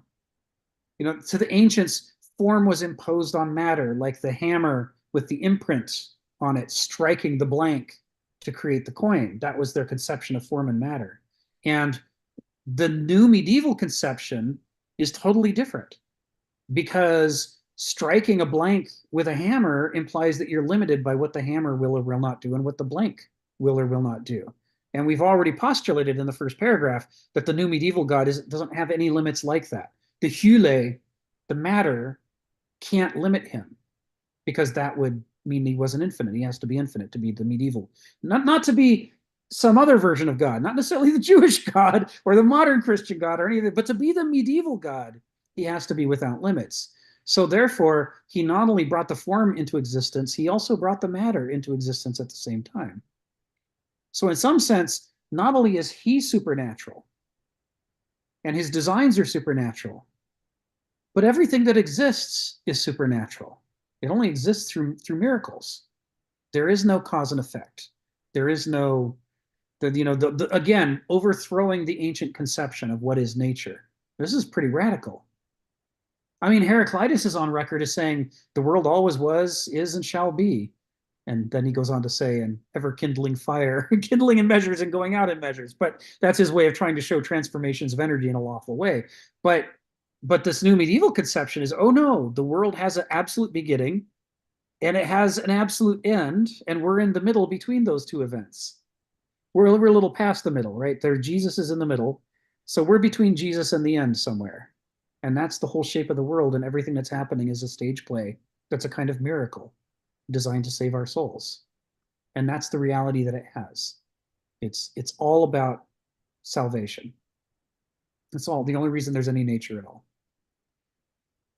We have I always let us go a couple minutes over. So Zelig and Phil, if you guys can be concise, I'll bring you off mute and you can have the final says. Okay, awesome.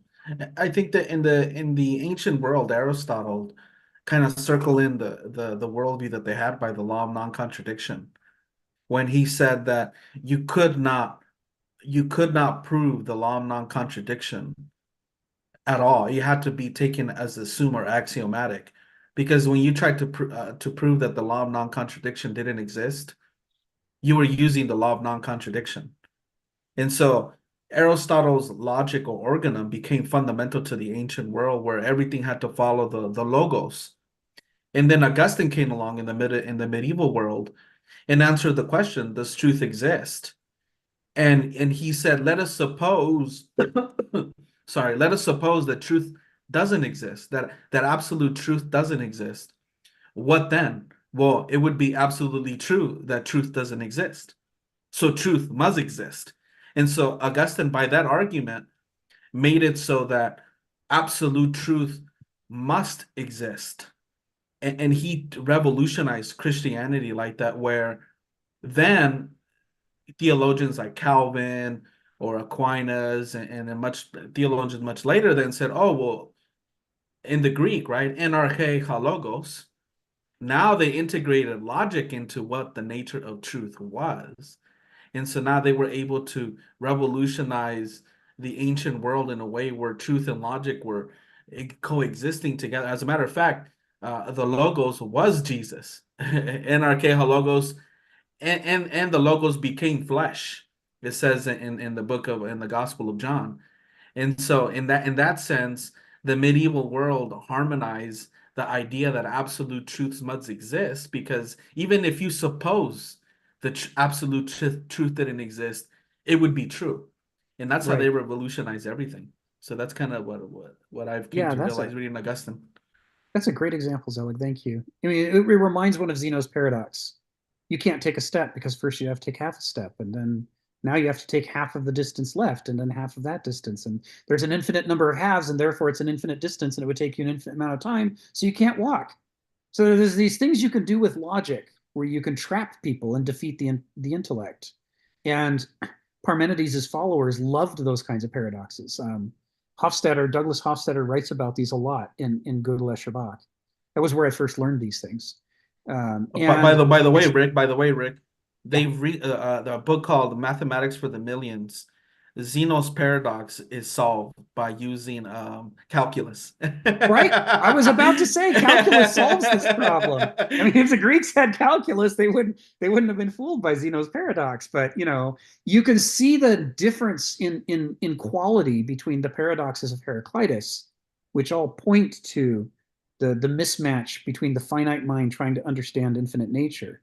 So they're trying to say something specific, versus Zeno's paradoxes, which are designed to trip up Parmenides' critics. And so the idea, what Augustine is doing by trying to prove that you can't disprove absolute truth, it has that Zeno's paradox quality of haha, gotcha. It's another one of those kind of I'm intellectually defeating your argument and you can't escape and I win qualities to it.